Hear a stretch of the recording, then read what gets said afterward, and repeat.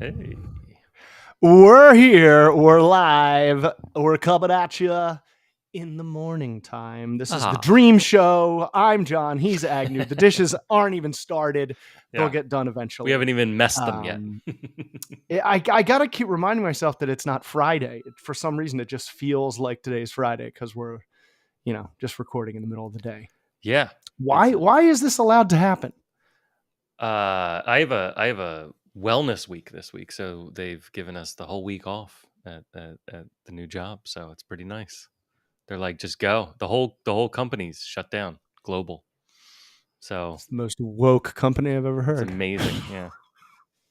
Dude, I mean, the best week to give you a week off because Yeah. it leads into a long Yeah. weekend. It's Like not that's like, all right, we'll give you a week off in December, when it's like slush out and you can't enjoy anything. But right. It's I the think they do beginning of expect summer. some volunteer work to be done. So I am going to go out and pick up some trash. Not today or tomorrow because it's pouring rain, but I'm going to go out on Friday and pick up some trash in the neighborhood. Is that true? Yeah, I love actually picking up trash is so much fun. I love it because you get like the little grabber. Like you have to get a really good trash grabber, like one that has like a magnet end to it and stuff like that, so you can get like bottle caps. But I like to go around, and if I'm going for a walk and I'm not in a rush somewhere, then I bring it. And in Philly, if it's after recycling day, the recycling guys only I think their average goal of getting recycling into the recycling truck is about 30%, maybe like 33%. And so they just leave like a whole bunch of like piles of trash, because I also don't think recycling actually recycles. I think recycling is just it goes to the same place. They just bring it to the trash heap and make everybody feel good.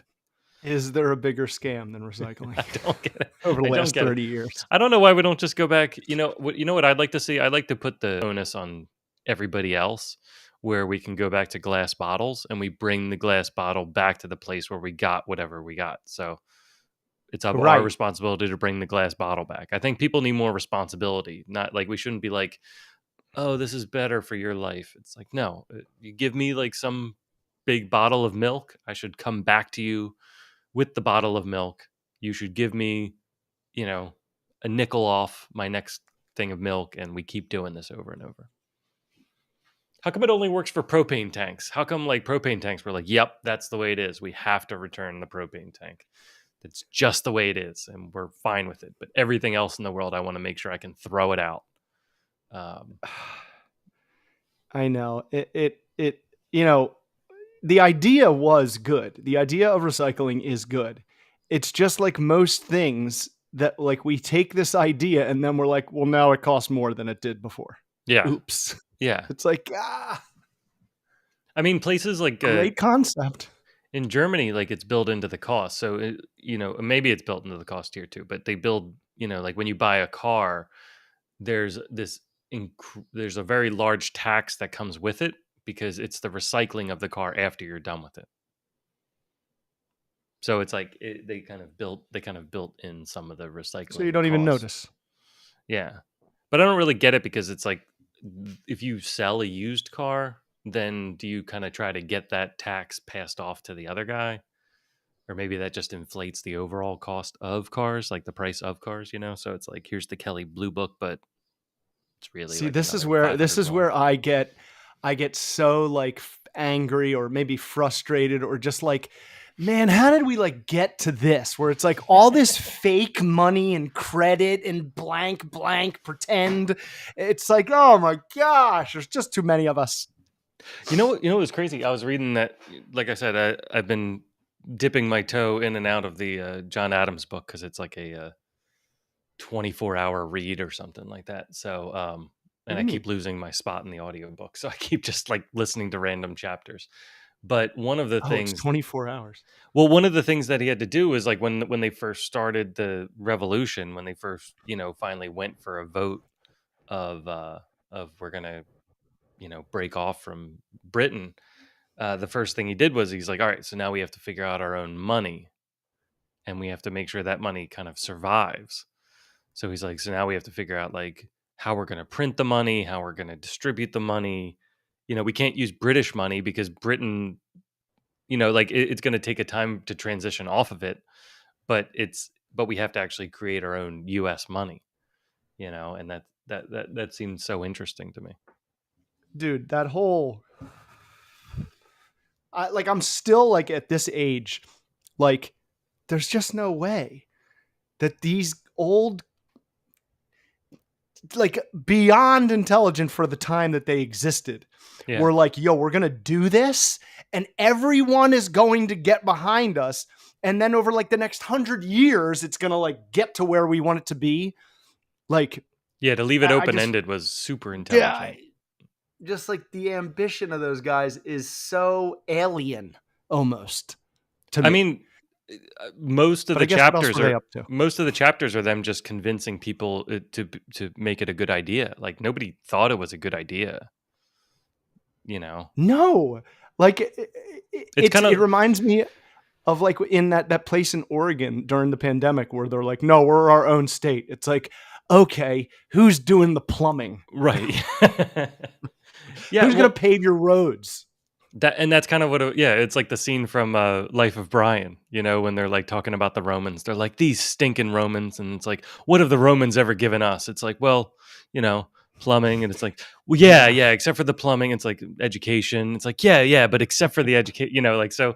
It is really tough. It's like even though you're kind of being handled by like this tyrant, like, but it's still like the civilization benefit coming from Britain made a lot more sense. It's like, so we're gonna disconnect ourselves from all of that, all of the, and then also go against the British Navy, right? So like all of our trade, we're gonna have to then establish trade with all these other countries and convince them it's a good idea, right? So you have to go to like, you Oh know, my gosh. No, we're this new country. We're good. Trust us. We are good. Do you have money? Not yet. yeah. And so and it's also, you know, I think when we learned social studies, it was more we briefly went over the French and Indian War and didn't and I never made the connection that war was what started the Revolutionary War. So what happened was, you know, Canada is French, and I might be getting all of this wrong, by the way. So They're like I French am not a parts. historian. I'm just a few things clicked in my head, and that's what I'm going to talk about. So, We had the worst storytellers in grade school. Let's just get it out there. They didn't know how to well, make it this is what I'm interesting. saying because it was like one paragraph on one page, like the French and Indian War happened. It was pretty bad. And then the Revolutionary War happened, and that was also, pretty bad. And a few On this years date. later, there was the Civil War. Like, and it's not like generations passed between these things, you know. So they had the French and Indian War, and I guess that was like a pretty brutal war where the colonies were kind of defending themselves, basically against, I guess, Canada, and like there was an alliance between the French and the Indians, and they were battling uh, the colonies, and so Britain sent Oh. over a whole bunch of troops to defend the colonies, so that the colonies weren't wiped out. And it was super expensive because they had to keep sending thousands of troops over to protect the colonies. So then they protected the colonies. It ends. France gives up. They kind of just, I guess, retreat back to Canada, and they like leave that as their territory. And then Britain, to make up for it, is like, hey, you have to pay us. We have to start getting some money back. We have to start recouping our cost for running that war, colonies. And so we're going to tax you. You have to do everything through us. You have to put stamps on every single piece of paper that you write something on. You have to all your tea has to go through us. You can't buy tea from anybody else, right? And Boston Tea Party, like all the taxes that were kind of causing the animosity was because they were trying to pay for that war. And also all the soldiers were upset because it's like, we don't even know you guys, like we're over here. I had to get on a boat, come all the way over here, like fight this war for you, Yeah, your and now you're land. complaining about paying for it. you can kind of see both sides, right? Like the colonies are like, what do you want? You sent us over here. We started setting things up. Like, yeah, you're supposed to defend us. Like, you're our mother country, right? Dude, yeah, it's like It's we so call it a funny. revolution, but it's really like, no, we're just gonna keep it. We're not gonna do it. It's like not like they glorify it by like the revolution. It's Yeah. like, wow, we wouldn't really be here Yeah. I mean, if they didn't like help us for a while. and that was that was like the fine line that John Adams and other representatives had to go on, because you Right. couldn't, like, we basically had to convince Britain to let us go, which was what the war was. But and also Britain was financially hurt already, right? So now it's like, hey, we're going to make you fight another one against Right, us right. now, right? And For so it us. wasn't like the full force of Britain, but it was, you know, Oh my so god. because We they had kicked them just when they were finished the other down. one. Yeah, basically we seceded while they were down. I mean, they were still very strong. Like, it was still lots of deaths and stuff, but it was, um, you know, It wasn't full force like the most advanced navy and all that. They yeah, just kind of and had that rattled. so it was kind of like, then when they go to the king and finally get everything like agreed upon, they're just pissed off. They're like you jerks. And so that's kind of where that uh, comes from. And it was also Dude, it's like the kid who inherited, the dad's company, and it's like you're not even grateful that I just like handed this to you. right, right. Like, and also like all of your systems, all of your justice system, like all this stuff.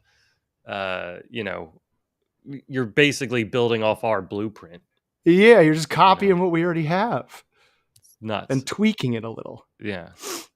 So it was very interesting, and it was also interesting.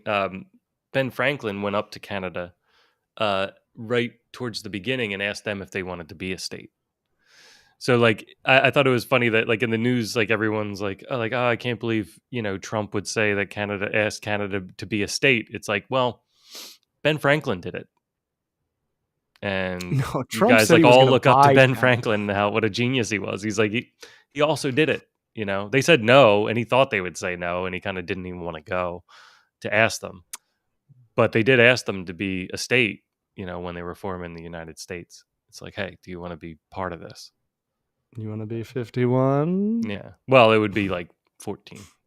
Oh, right, But yeah. yeah, we were still getting started. But yeah, when the colonies became I was states. Yeah. I last night I thought I had watched it already, but that there's this documentary about Bin Laden, Mm. and I was I was like, I think I watched it, but it was new, and I watched it. It's only 2 episodes. It's pretty crazy, dude. It shows how the CIA, like, how brutal it was for them. They were like literally locked down, and everyone else evacuated, and they had to stay Mm. because this is your job. You got to figure out who this is. And it took them like 8 years. But one of the cool little nuggets that I always bump into with like our government throughout its history, and I'm sure other countries do, but I just always hear about us how we have all these little like tricks that we do to just fuck with other, to just gain an advantage somehow. It's like a mind game. Yeah. So SEAL Team 6 is only our third team of SEALs. We just called them Team 6 because we have 1 and 2. So now other countries are like, well, where's 3, 4, and 5? I'm like, oh, it's so good. Like, that's such a weird Yeah. little, like, almost like, like carnival trick, Right. that like just Right. will work. Right. We're like, they've operated in the background and have never been found. Things just happen. 3, 4, and 5. Right. That's awesome. Yeah, man. I know. But yeah, that John Adams. So are you like treating it almost like a toilet book, or are you just like, all right, I have time to read, I'm gonna sit down and just randomly pick? Or are you going in order? Or No, well, I'm listening to 'cause it it's not like you don't on. know when things happen. I have a long commute now, so Oh yeah, yeah, yeah, yeah. I forgot. it's normally my morning book Yes. going in. In the afternoon, I need something a bit funnier. Um, but Yeah, no, it's definitely it's not every day, but I just kind of toss it on every once in a while in the morning and knock it out. I also did those two. There, I got through the second Adler book to the courage to the courage to be happy is the second one, and that one was pretty cool too because that was about raising kids and kind of handling kids and how do you separate yourself from they talked about the separation of tasks in the first one where it's like I said, it's like not your job to make people like you, right? Like you have no control over whether people like you, so it's not your Dude, job I to. think I think about that like once a day. Yeah, I know it's a huge one. Like it's because it's so simple, but it's never like told to you that simply growing up. It's Yeah, told to you like in pieces, and you're like, well, I shouldn't care what other people think. Well, you should to a degree, like it's more complicated than that, but it's like just be a good person. right, People right, have a problem with you being a good person, then they're just probably not worth your time. right, right. It's Yeah, no, crystal clear. you're exactly right. It's not your the teaching is that it's not your responsibility because you can't control it. You could be Right. as good as you can be, and somebody still might not like you. They might not like the Right. reflection of it. I've seen that in my life plenty of times where it's like, "Why are you being so nice?" It's like, "What?" like you're just being nice to get something. Like I've had people say that to me. I'm like, I don't know what you're talking about. You know. I mean, maybe I am. I I don't know. know. Maybe I am. I don't know. No, right, dude. Yeah, I was just gonna say, not like at some point this week, I heard, a podcast, and someone said, "Well, I was just trying to be nice," and I'm like, "And isn't that enough? He was at least trying to be nice. Like Right. in this world, I think that's enough. Like just try to be, even Yeah. if you're faking it, you're still doing the nice thing, Yeah. even if you're faking it for this moment that we're in right now." Yeah. It's better than you being a dick. It's definitely a good check. And then there was this column that was really good. Really good. It's kind of like if you picture like like a Toblerone chocolate, Uh-huh. like how it's like a triangle, like it's like a triangle Mm-hmm. but it's long. It's like a pyramid. Like kind of like a pyramid but not really, right? I couldn't think It's of like what the a shape actually is. triangle cube Yeah, yeah, yeah, stretched. yeah, like a stretched triangle, and three-sided, right? Like a three-sided pyramid, Mhm. I guess, right? So it's and on the one side it says "poor me," and on the other on one of the other sides it says "that bad person." And so what it says is like normally when people are upset or they're angry or they're acting out, they have those two sides facing them. And normally, almost everything everybody does that is negative, it's either that bad person or poor me. And really, if you like think about that, Yeah. it like I like whenever I hear these philosophies, I always try to take them with a grain of salt. Like I'm not just like jumping right in, like yes, all right, where do I drink the Kool Aid? I want to kind of think about it, and I'm like, okay, it does feel like it sort of applies, and then I try to apply it to myself. So it's like if I'm waking up and I'm grumpy and I'm like, oh, all right, okay. But then I stop and I start thinking about this one. I'm like, all right, is it poor me? Like I had to get up. Like I had to do this stuff and my foot hurts. Like I And I don't. didn't do that thing I was Yeah, supposed to do again yeah, yesterday. right. I Or skipped a thing again. or that guy cut me off. That guy's the reason I'm angry, and that's why I can go home and yell at the dog. It's like it's just all these things. So it has those two sides, and they say like the side that people don't see is what am I going to do differently from now on, Ooh. right? So Right. what do I change to do this better, right? Like if you're down and you're like upset about something or you know you got to focus on, am I saying poor me, am I saying that bad person, or It, like what it, am I going to change? it reminds me of this interview Damon Lindelof did with this guy about Lost.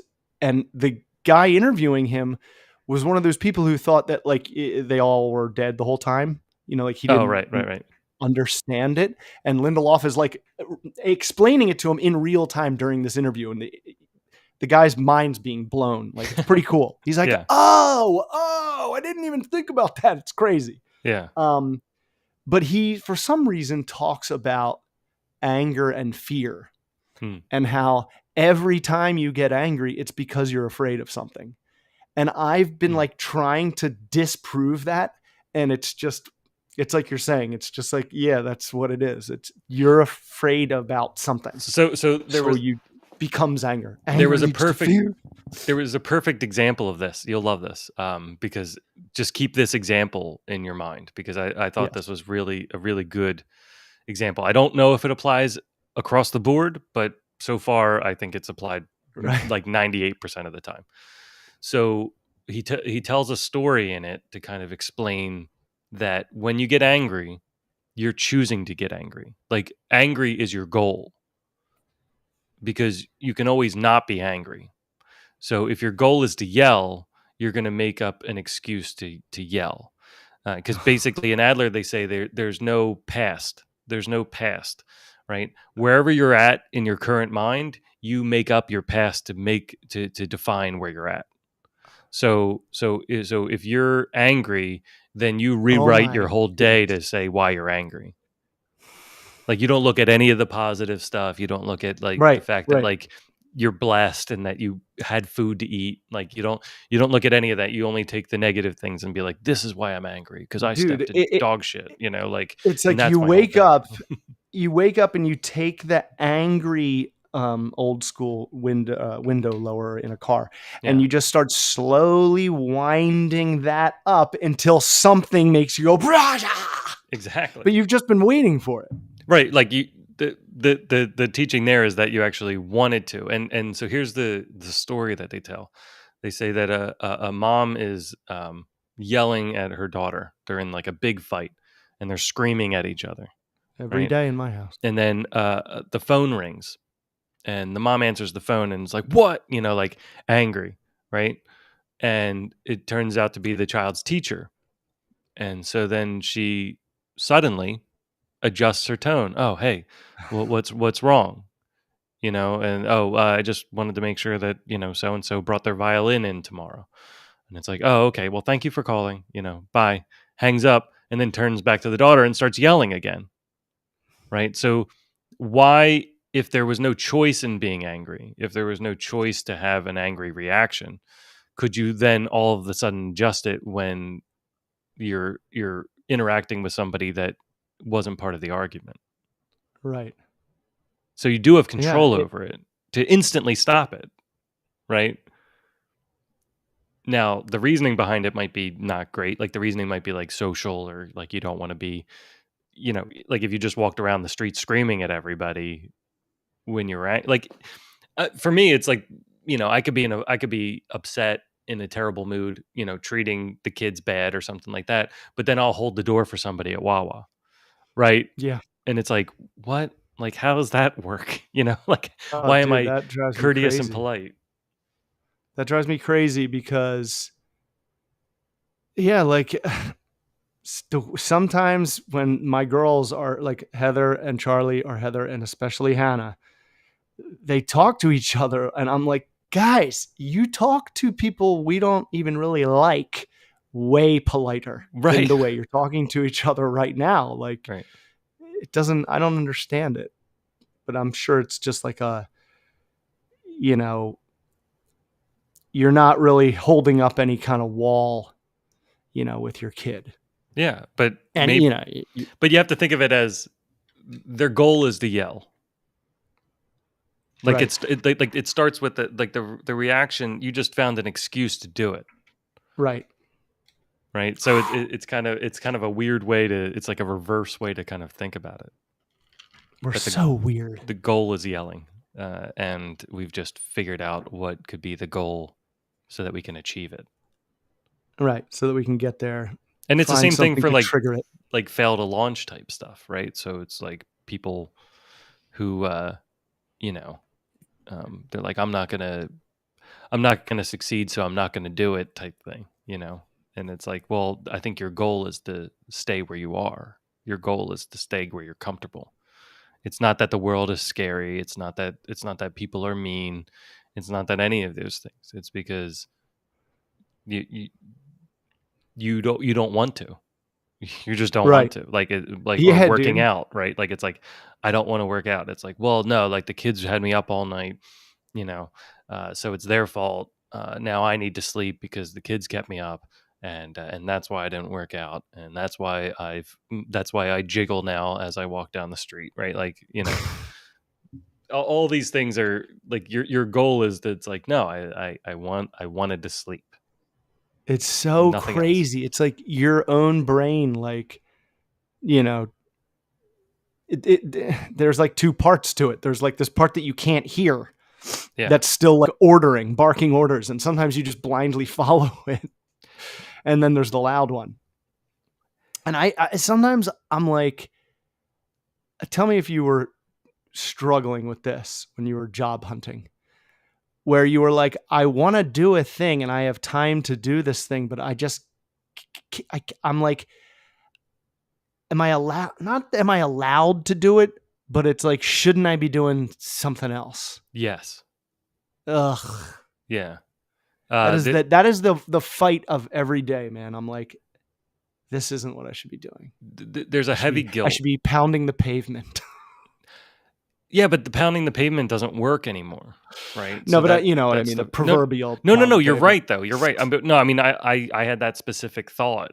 It's like I should just walk into a business and be like, hire me, because that's the way it used to work 20 years ago. But now it's like, have your AI bot talk to my AI bot, and let's try to trick each other into a job, right? It just doesn't. It doesn't work that way. But one thing I did to help keep my sanity, because you do really go insane with it. You have to pick what your goal for the day is, um, and it has to be something kind of small and achievable. So Yeah. if you are like, I would set aside creative days, and on creative days, unless I got like a message from an actual recruiter or something like that, I wouldn't spend anything on job hunting. On that day, I would only do creative things. Um, and I would try to write down exactly what I was going to do, or if I was going to work on the house, or if I was going to Mm-hmm. exercise or something like that. Like if that's my goal, I would have to try to achieve that goal that day, and then set Mm-hmm. aside another day um, for you know um, job hunting and stuff. The Yeah, other I thing read is this. I tried to not do anything that would say like I'm doing relaxation. Um, because I could never plan something that would be like a relaxation, like, um, and feel good about it.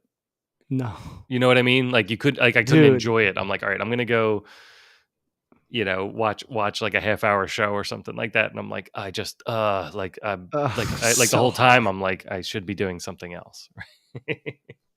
dude. I like. It was so knee jerk that I even went to go see Thunderbolts in the movies Yeah, because I was.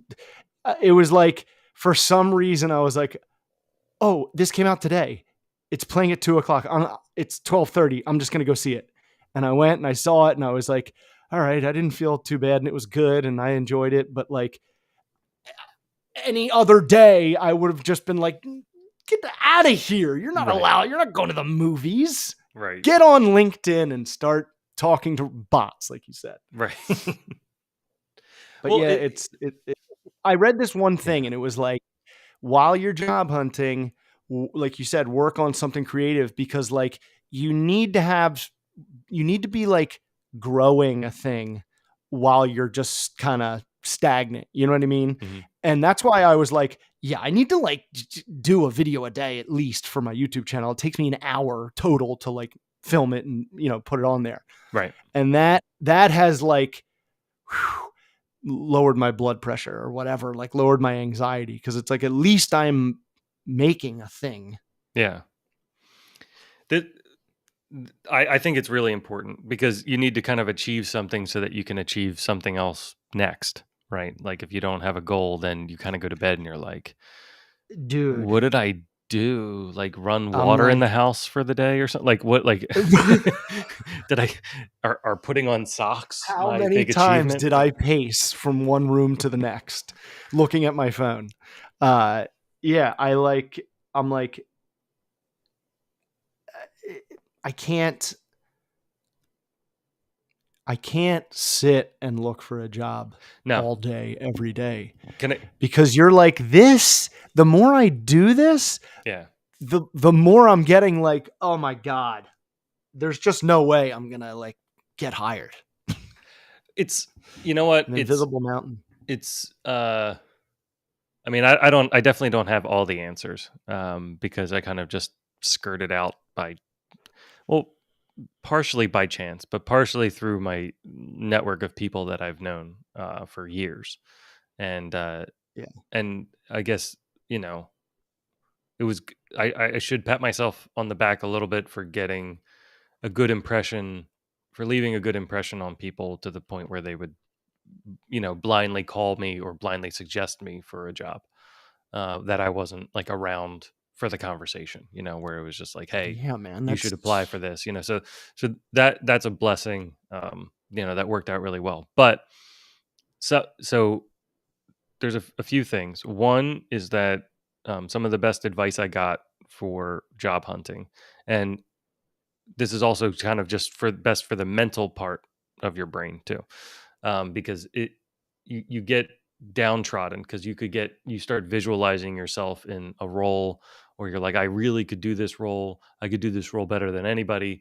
And then you build out your resume and you build out your cover letter and you write it all perfect and you send it in and I don't know what's worse, getting a rejection letter 3 weeks later or 3 hours later. I don't know which one's Oh worse, you know. But like, if you get no. one 3 hours later, you're like, "Geez, like, ow!" Like, so, and then Like you're I at like, least wanted to ride this till tomorrow. "And then did I waste my day, right, Right. writing that?"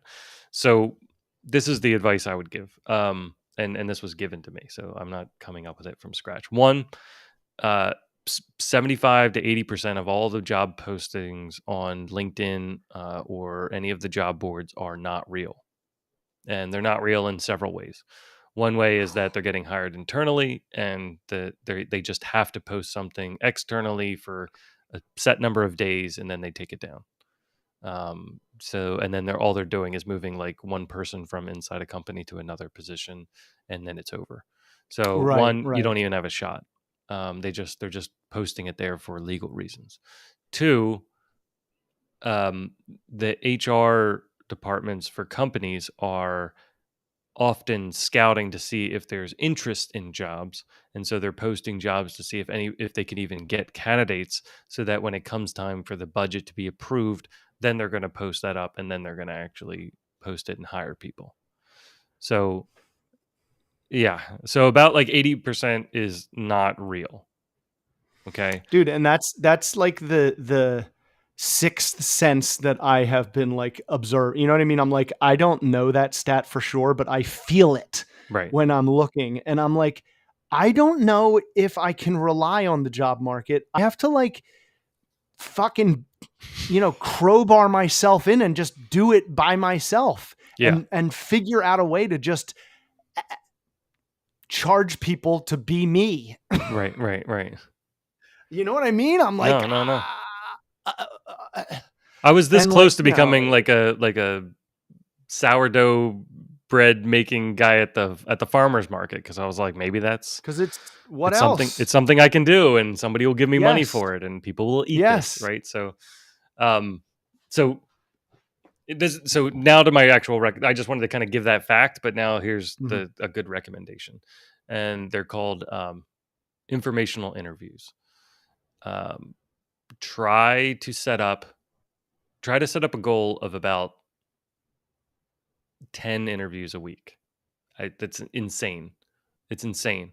But you kind of need to put 10 lines in the water to get 3 of them a week, right? Oh yeah. Or maybe even, 12 lines in the water.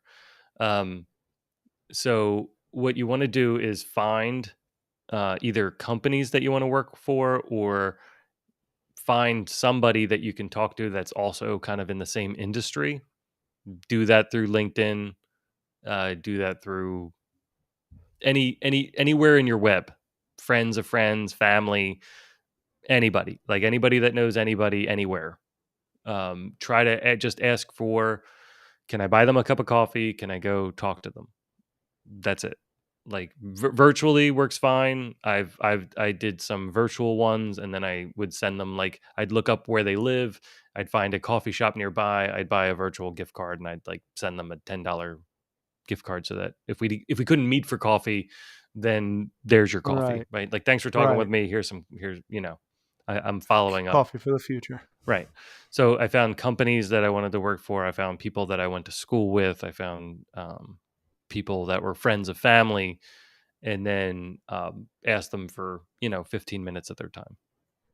And Hmm. during that, I wasn't trying to get an interview with them, or even talk about a position.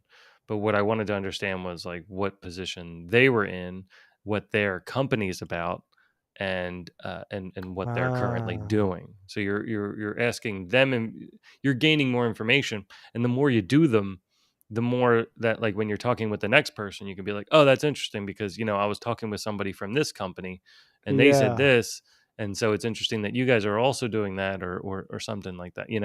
So Yeah. you kind of build this rapport of almost like having a whole bunch of podcast guests that you can pull Right. information from, right? And so you're able to talk to people very well, and you can leverage that quickly, right?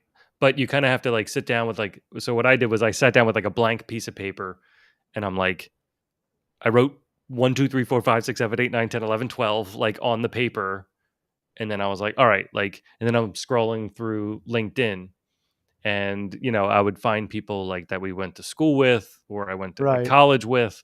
And I'm Ah, like, oh, this person is at, um, you know, this casino or something like that. Write it down. I'm gonna go see what they do.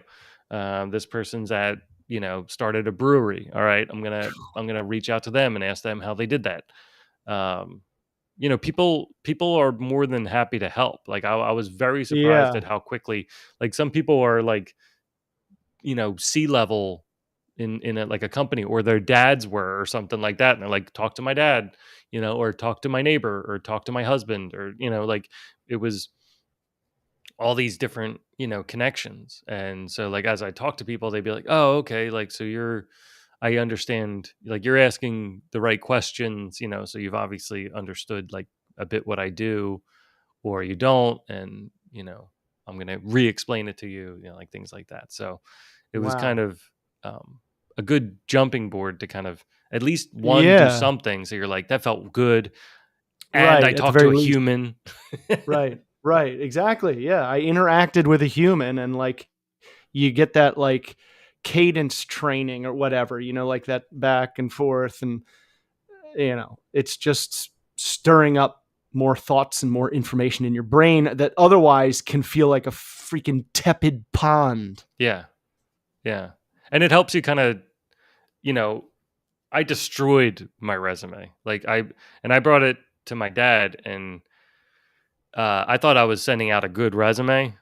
Um, and he took it, and we stayed up till like 1 in the morning one night when he was here, and he just tore it apart, and by the Put it back together. time, it was like a bloodbath. It's like everything about it was torn down. Like, this doesn't make any sense. This number doesn't mean anything. Like, these words are just fluff words. Like, they don't, Filler. Right.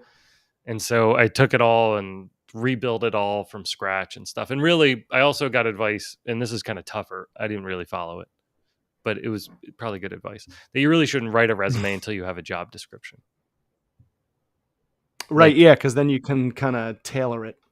it's about tailoring it, but also kind of reading the job. They say, like, read a job description and then think about what you did, or just take anything that you did and cram it into the exact words that they're using in the job description. Right. So, because I was very concerned with bots, so I was like, all right, let me get all my keywords lined up. Let me, and the one guy said, he's like, yeah, that's great, but then when you get interviewed, you won't be able to speak to it. So don't just Oh, battle yeah. the bots with other bots, right? Like, don't just try to be like, hey, AI, take my resume and fold it into, you know, these bullet points that the job description. I mean, I think you can start with that to kind of get the ball rolling, like the chatbots and every chat GPT and all that. It's very good for getting you started, but don't just take it, copy it, drop it, and send it. Like, it's one, it'll get detected, and two, it just, you won't be able to speak to it. It'll be like cheating on a test, right? So like, take it as, like, if you get writer's block, use it. Like, take the bullet, read the bullet out loud, because it's a different part of your brain that reads it and reads it out loud, right? So read it on the screen, Oh then yeah. say it out loud to make sure it even makes sense, and then say, like, is that actually what I'm trying to say, and is that what they're actually looking for, and then And that's like an annoying thing, because that's what I've been doing for other people for the last 3 years. Like sure, taking their resume, looking at the job description, and getting those exact words in the resume, but not making it look obvious, and also making sure the nurse knows how to do it. yeah. So it's like there's a lot of changes. Like there's a lot that are like similar, but like a little different. So you gotta Well, it's really reword tough to them a do it for lot. yourself. It's easy to do it for somebody else. Like, oh, you idiot, you wrote that, you did this. Like, you can get up off the couch and start doing like, it's like me giving you advice right now is super easy, no problem. Like, I am just cruising right through Right. this, right? But if it Right. was for myself, there was definitely days where I was like sitting at this exact desk, writing it down, like, did I accomplish anything today? Like, what am I going to do? Like, what am I going to focus on? Like, do I actually have to like edit my resume again? Like, and then there's some days where I'm like, screw it, and I just, you know, Yeah. I'm slamming a beer and just like auto apply, auto Yeah. apply, auto apply, auto apply, like, Yeah. 500 Yeah. auto Yeah. applies. Like, take that. Like, I And just have a every machine gunning job, contract. Yeah. every Yeah. job has like over 100 applicants have already applied to this job. Well, they're gonna pick me. It's like, Yeah, there's been like 1 or 2 days where I'm like, screw it. LinkedIn's just basking in it. They're like, yeah. Yeah, you've clicked Um, all over us today. Yeah, no, it's just yeah, it definitely has to be organized. You definitely have to organize your days. Definitely have to come up with a goal for each day, even if it's not work related. Like, Right. and walks are really good. Don't stay in the No, house. I'm overdoing it. Staying in the house is horrible. So if you can go to like a coffee shop and work on stuff, or go for a walk, like drive to a park, walk around the park for a half hour, it will be way more beneficial than dwelling on it or just watching a movie or something like that. Um, Yeah, and I mean, you can still uh, have those rewards. It's not like you're an adult. Like, you can obviously go watch a movie if you like. You should if you want to go see Thunderbolts, go see Thunderbolts. Because you do need to like relax it a bit, because you also don't want to like keep bottling it up and then explode on everybody. right. I mean, and that's been the main thing. Like Heather's, she's like, I don't want you to go into the dark place. Like, Yeah, so, and I'm like, then I'm not. And even though I know this sucks, I'm just not giving into it. I'm yeah. just enjoying this time that is temporary. And, that's it. I'm not even going further than like, we'll make it out alive. Like, who knows? Yeah. I mean, I actually got really depressed even when I had the job offer. Um, because I was Dude. because Yeah. of the adjustment back, because I got How used to like long was hanging it? out with the kids. It's about 8 months. Yeah, dude, like you're changed. Like you are a different guy Yeah. in that 8 month time period. So now you're like, fuck, I have to make another change. Yeah. Like that is another thing that is looming over me where I'm like, well, I've learned how to make this pretty nice. Yeah. Even though I know it can't last, Yeah. it feels pretty nice. Yeah.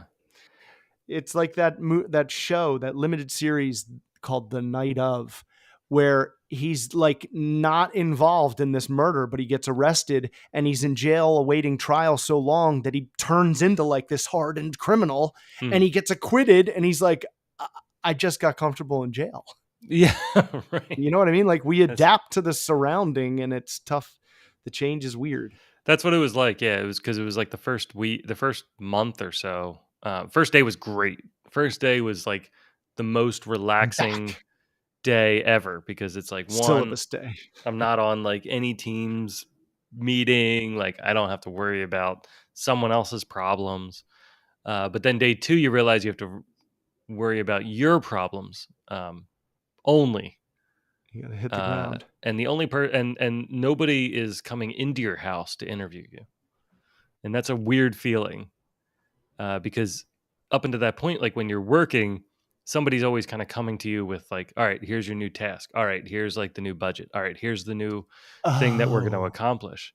And oh, so right, you're like, wait, now I'm in charge of me. Like even if you own your own business, like you're at least driven by like the customers or the demand or like what your goals are for it. But now you kind of have to like write new goals and you kind of become a business upon yourself, right? Like so you're like, all right, what am I gonna dude. I always think of that with offensive coordinators that go to a new team. It's like, all right, forget everything you've been doing right. your whole career because now we're going to do my stuff. Right. Like that's crazy. So that first month, like that, like I was like hanging out with the kids, but then it was, you know, like I'd walk by my office and be like, oh my gosh, I'm gonna have to like really do some work in there eventually. It was great it Are was you great for working me from because home? I was off Yeah. during the summer. So for me in my brain, watching the kids or taking the kids out to do stuff was me saving thousands of dollars as opposed to sending them to camp. you know like one thing they That's, don't tell parents I is like think how the same expensive thing. summer is. Like summer is so expensive. um, Now I know why our parents were like, stay home. Like, Right. just Go play with be your in your neighborhood room. kids. They're Go free. play. Yeah, just go play.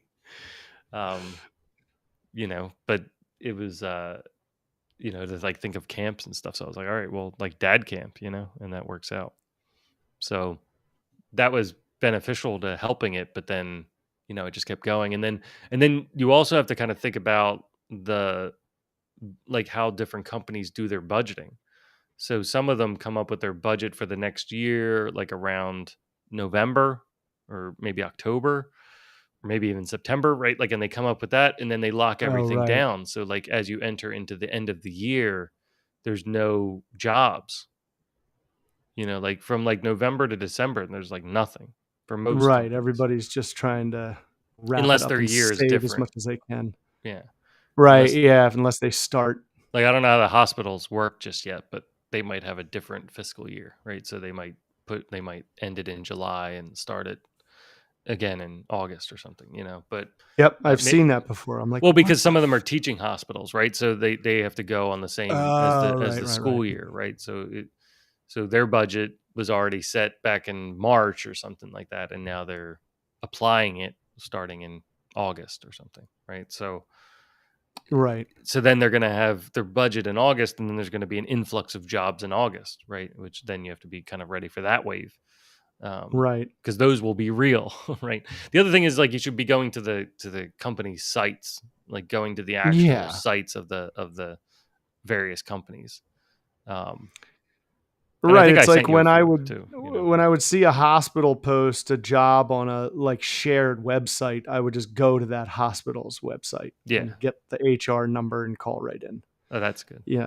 Yeah, It's like again, it's like that was my job, finding other people jobs. right. So I'm like, "Ugh, Who I have watches to the do it for watcher? me. Yeah. Yeah, I know. I have to urinate really bad. Hmm. I've been pounding this Gatorade cherry lime. Hmm. It's not bad. No. It's the white one.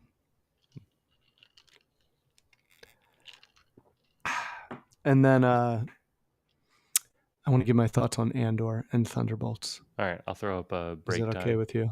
Go for it. Break Ah. time.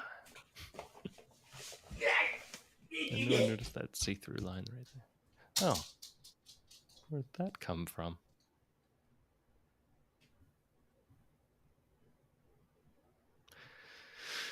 Yeah, yeah, yeah, yeah.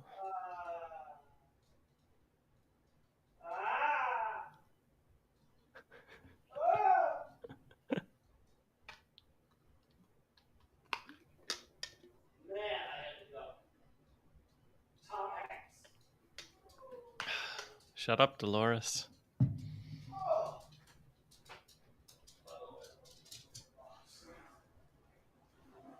split finger. By the way, I loved you in The Wizard of Oz. Is that what he says? Wizard of Oz? Yeah.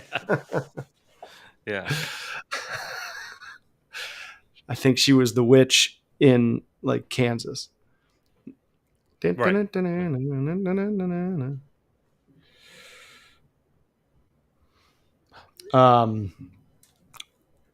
So yeah, Andor.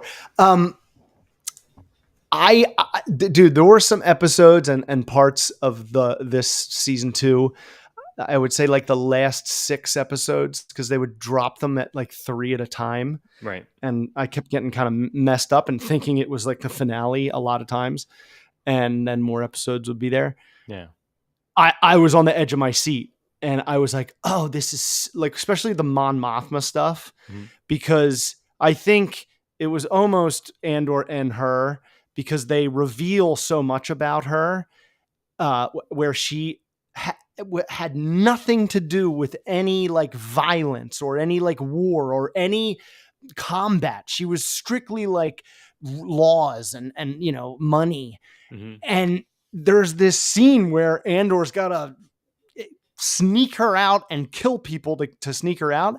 Yeah. And she's like, whoa, like she's so terrified because he's just blowing people away to get her out. And it's all so like new to her.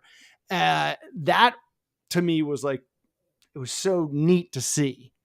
Oh, that she like kind of stuck to her character, that it was like that she was just, even though she was like a major player in this war, right. She still didn't realize that it was like turning into like, genocide and like murder. Right.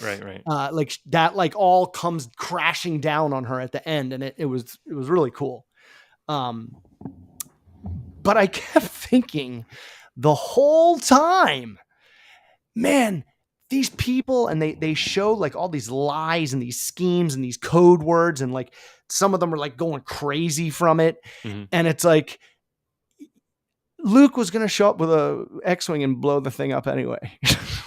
Like, you guys don't need to be this stressed out. This kid's going to show up and just blow up that big weapon. Yeah.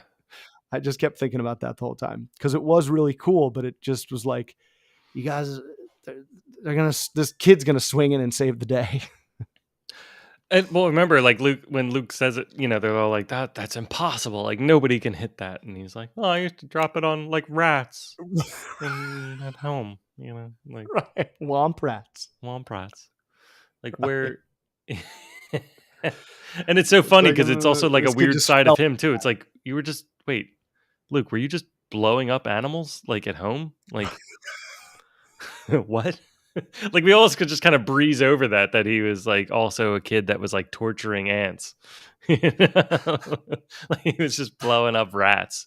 He's like, we used to, like, we were really bored on our planet. We would just blow up rats all over the place. Like that's not much different than rats. This.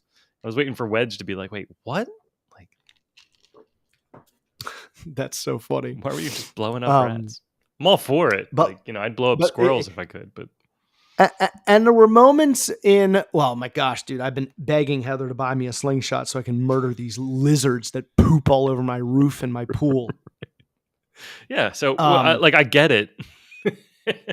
Yeah. Like someday you're going to be pulled into a thing and they're going to be like, we need somebody to be able to operate this slingshot and move this kind of quickly moving chameleon.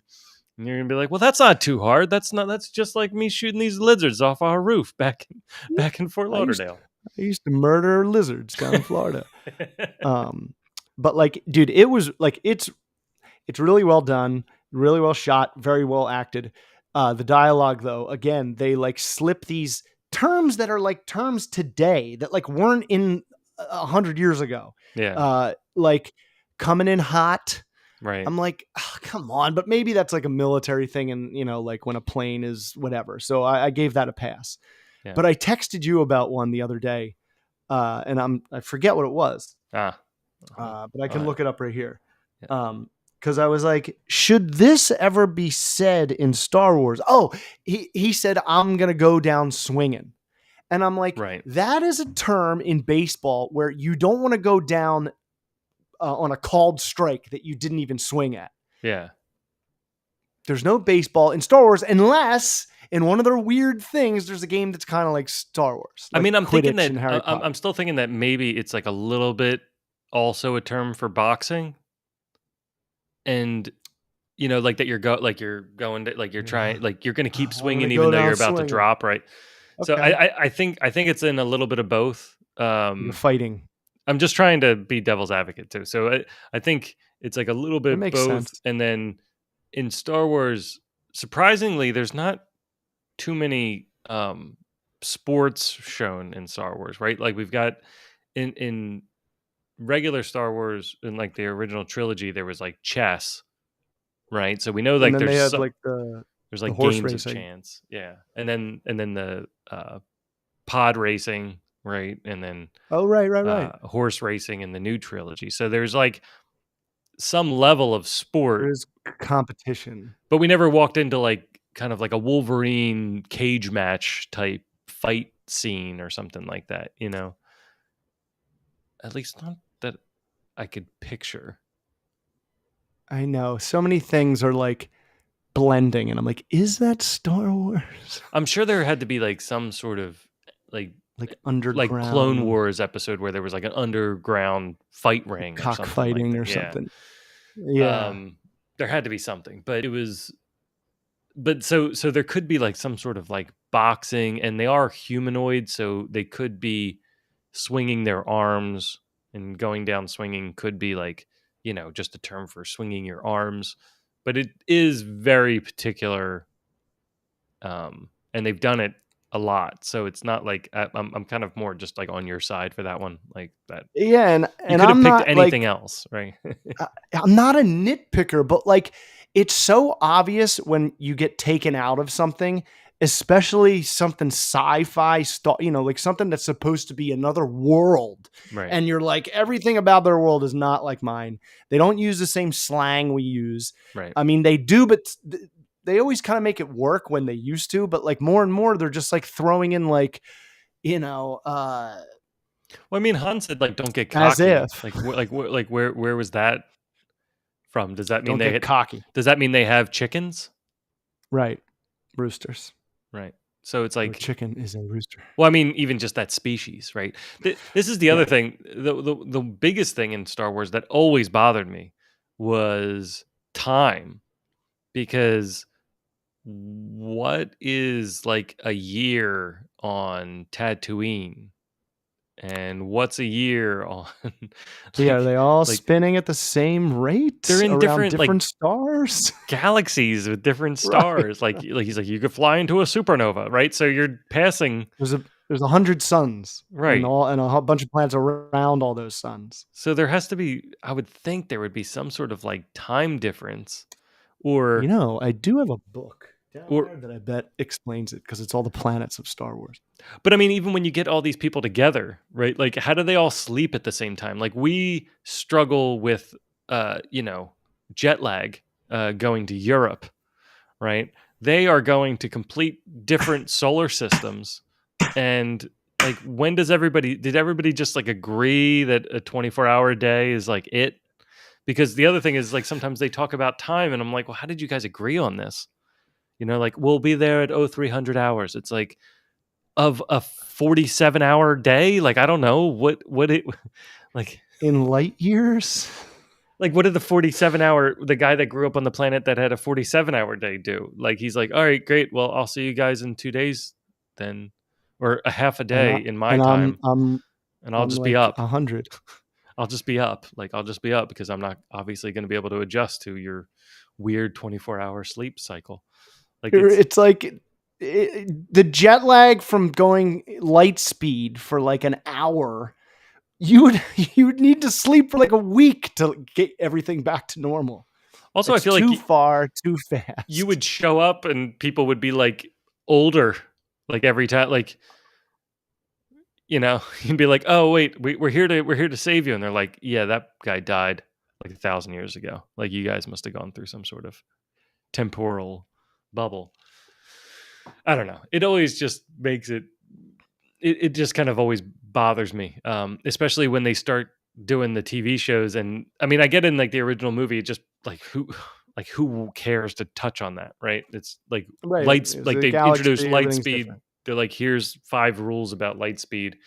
You know, now we've got light speed skipping, whatever that the hell that is. Can't do Like it. all the rules, whatever whatever That was hot Superman shotting, like now it's like 18 times more powerful.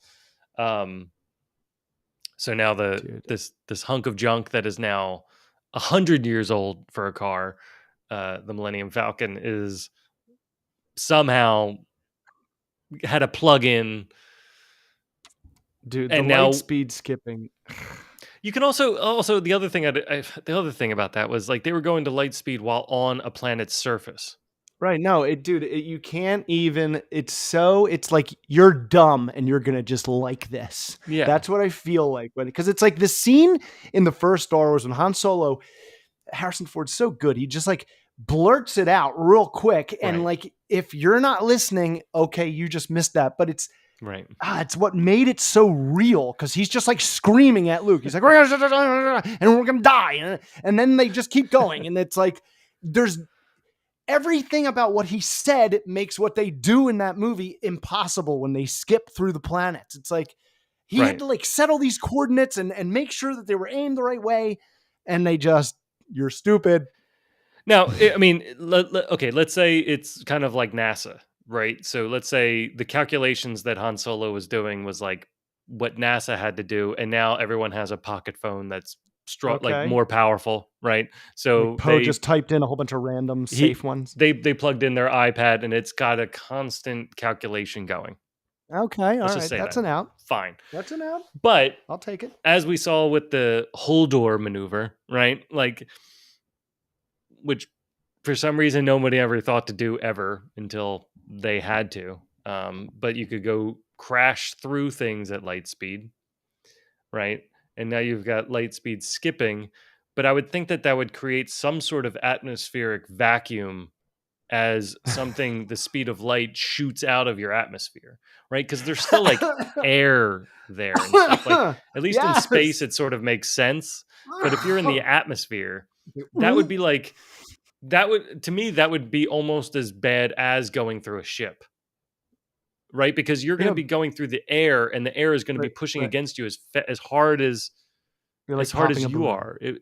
I mean, you have to think of air like the ocean, right? Like when they talk Right. about different gases, we're just in a sea of nitrogen and oxygen, all these different gases. But there's heavier gases that drop to the bottom, right? Just like you would for things that float and things that sink in the ocean. There's no Mm-hmm. difference. It's just the density of it is different. Right.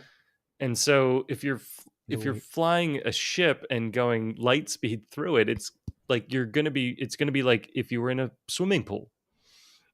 Like, you can't just all of a sudden accelerate to incredible speeds in a swimming pool and not have any, like, you better have a very strong ship. That's why, you know, speedboats have to have like super Oh, reinforced hulls. Now we're talking about the Millennium right. Falcon here, right? Like if maybe they designed a new ship that could do it, I could believe it, right? Like this ship creates a temporal bubble and it breaks the atmosphere or it cuts through it and it's reinforced.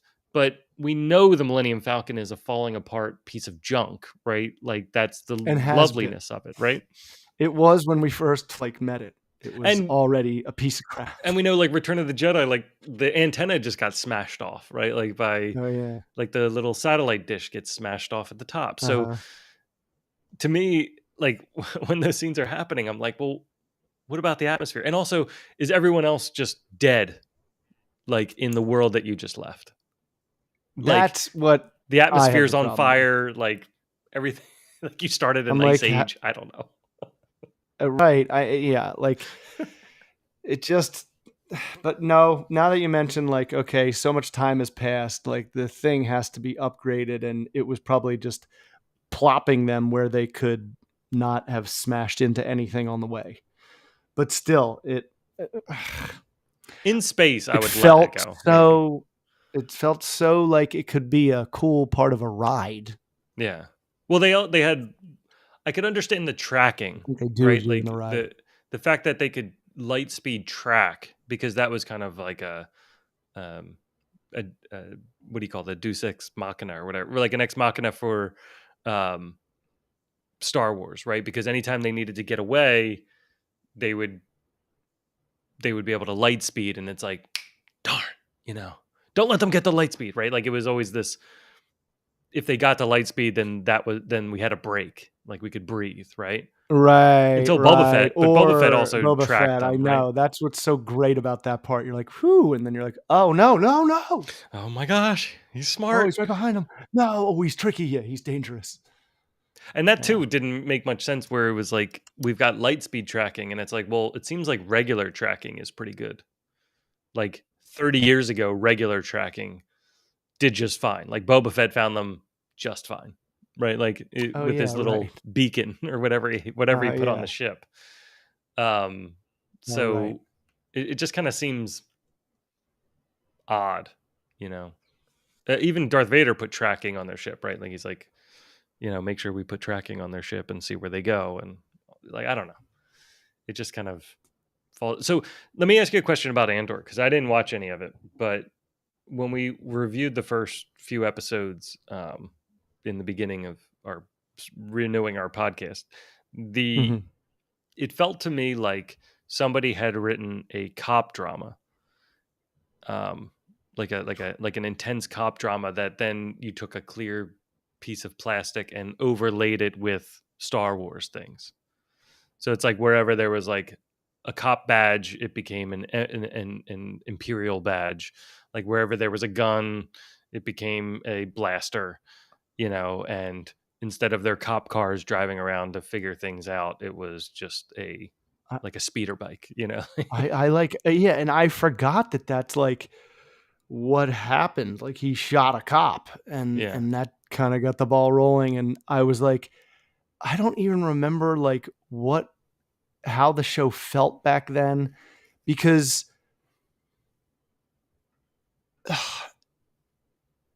the oh my gosh, dude, that group of white, they're in that white room and they're all wearing those white imperial outfits, and the one guy from Game of Thrones and that blonde girl, hmm, and this season Ben Mendelsohn, Krennic from Rogue One was in it a lot, and he's like their boss, and they're like behind on the Death Star, and hmm. he's like fucking getting heat from Vader. Yeah, So he's it's got to be so the pissed. worst email, like from Yeah. Vader. Like, oh, jeez. Mm, mm. The weird thing is, they never say Vader. They only say the Emperor. Hmm. So he's always like, "This is coming from the Emperor," and they fuck up, and it's dude, the way that they orchestrate, basically, it's these are the guys who get the plans, and they Right. fig and but they show them figuring out that there even are plans, Hmm. because it was like the Emperor had like layers of lies that they had to kind of like dig through to figure out, like, oh my god, they're building the Death Star, like, and Right. they Right. really treat it well, because at one point he's just like, say the word, and she's like, what word? And he's like, the word as to why I'm here, and she's like, Death Star. And he's like, yes, why isn't it ready? Like the Oh. Emperor's gonna electrocute me. So it was really, but again, I kept thinking, guys, you're doing all this work and Luke's just gonna come and blow it up soon. Yeah. But I guess they had to steal. It was all so that he knew where to shoot it. So I guess it all wasn't for nothing. So it was a lot of project management then. They had like a core team meeting, It, and it uh and Vader was like the the guy who's barking to get things. Remember? We are behind schedule. Yeah, like remember Let me that see the scene Microsoft project. How are we doing? when when he's like, Vader, for I think for like the first time, like chokes someone from like across the room because Mm. he's like, you haven't recovered the stolen plans, like you're full of shit, like you don't know what you're doing, like you shouldn't be in charge. And he's just like, shut up. Yeah. Your Leo, ancient religion. Leo had a sore throat the other day, and I was like, "You all right?" So And did he's like, Hannah. "Yeah." He's like, and Kelly told him like the medical name for like having a throat injury. It's like Bronchial inflammation. it's like croakial something. That was close. And he's like, "Wow, they probably have a lot of these injuries in Star Wars." And I was like, "Why?" He's like, "Well, Darth Vader's going around and choking everybody in that." And I was like, "Yeah, I guess they do.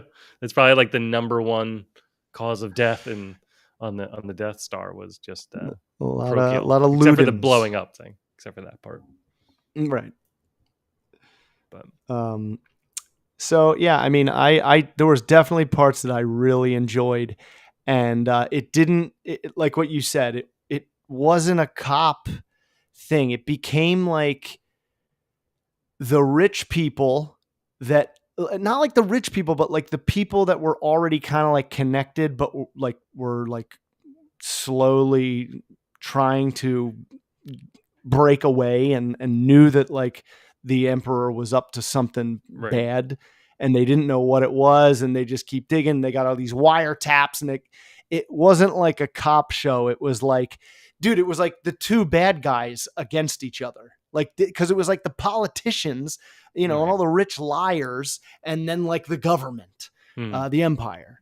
And it was like, who's gonna undercut who and right. who's the mole that's gonna like die but like help everyone.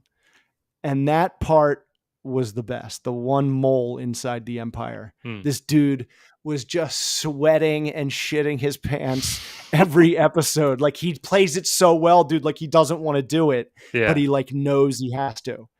That was fun. That like sucked me into it and kept me, you know made me finish. that's fun. Yeah, that's pretty fun. Yeah, Yeah. that's cool. Yeah, I'll And probably check it out. yeah, again, it's like hard to even spoil stuff. You just want to see how they execute this part of a story that we know, things went down. You know what I Yeah, mean? It's yeah. weird. It's a unique story to get to tell because basically all the beats, but you're like, how are they going to get there? And Well, I mean, it wasn't all this like cheap nostalgia either. yeah, I mean, it's kind of like what we talked about earlier with the Revolutionary War, or even like Nazi Germany. It's like you don't just get there with one step. It's not like somebody flicks a switch and it's like it gets there. It's like first you We have to have win. everybody, from World War One being like Germany. You have to pay for everything that happened in World War One, and even though you don't have money, like you have to pay everything, and that hopefully doesn't upset all of your people. And then we also don't want to treat you too bad, so then we're going to come check on you and make sure everything's going okay, and and then you're going to probably try to show alliance with other people and try to get the political alliance, and we'll come over as long as you've got something to give to us, we'll give stuff to you. And oh yeah, Adolf, how are you going to show people that you're all that the whole world is on your side, to your other people? Oh, you're going to come up with this salute that's the normal salute for the Olympics, and when we go to the Olympic Games, you're going to tell everybody in Germany that when everybody does this salute, they're really praising to me, even though it's the normal Olympic salute. And then everybody does it, and then it's televised, and everybody can kind of see that, like, oh wow, the whole world is sea kyling to Adolf, and that's great. I mean, it's like there's like all these like kind of political moves, and everybody wants their piece, and nobody wants to be left not getting their piece of the pie.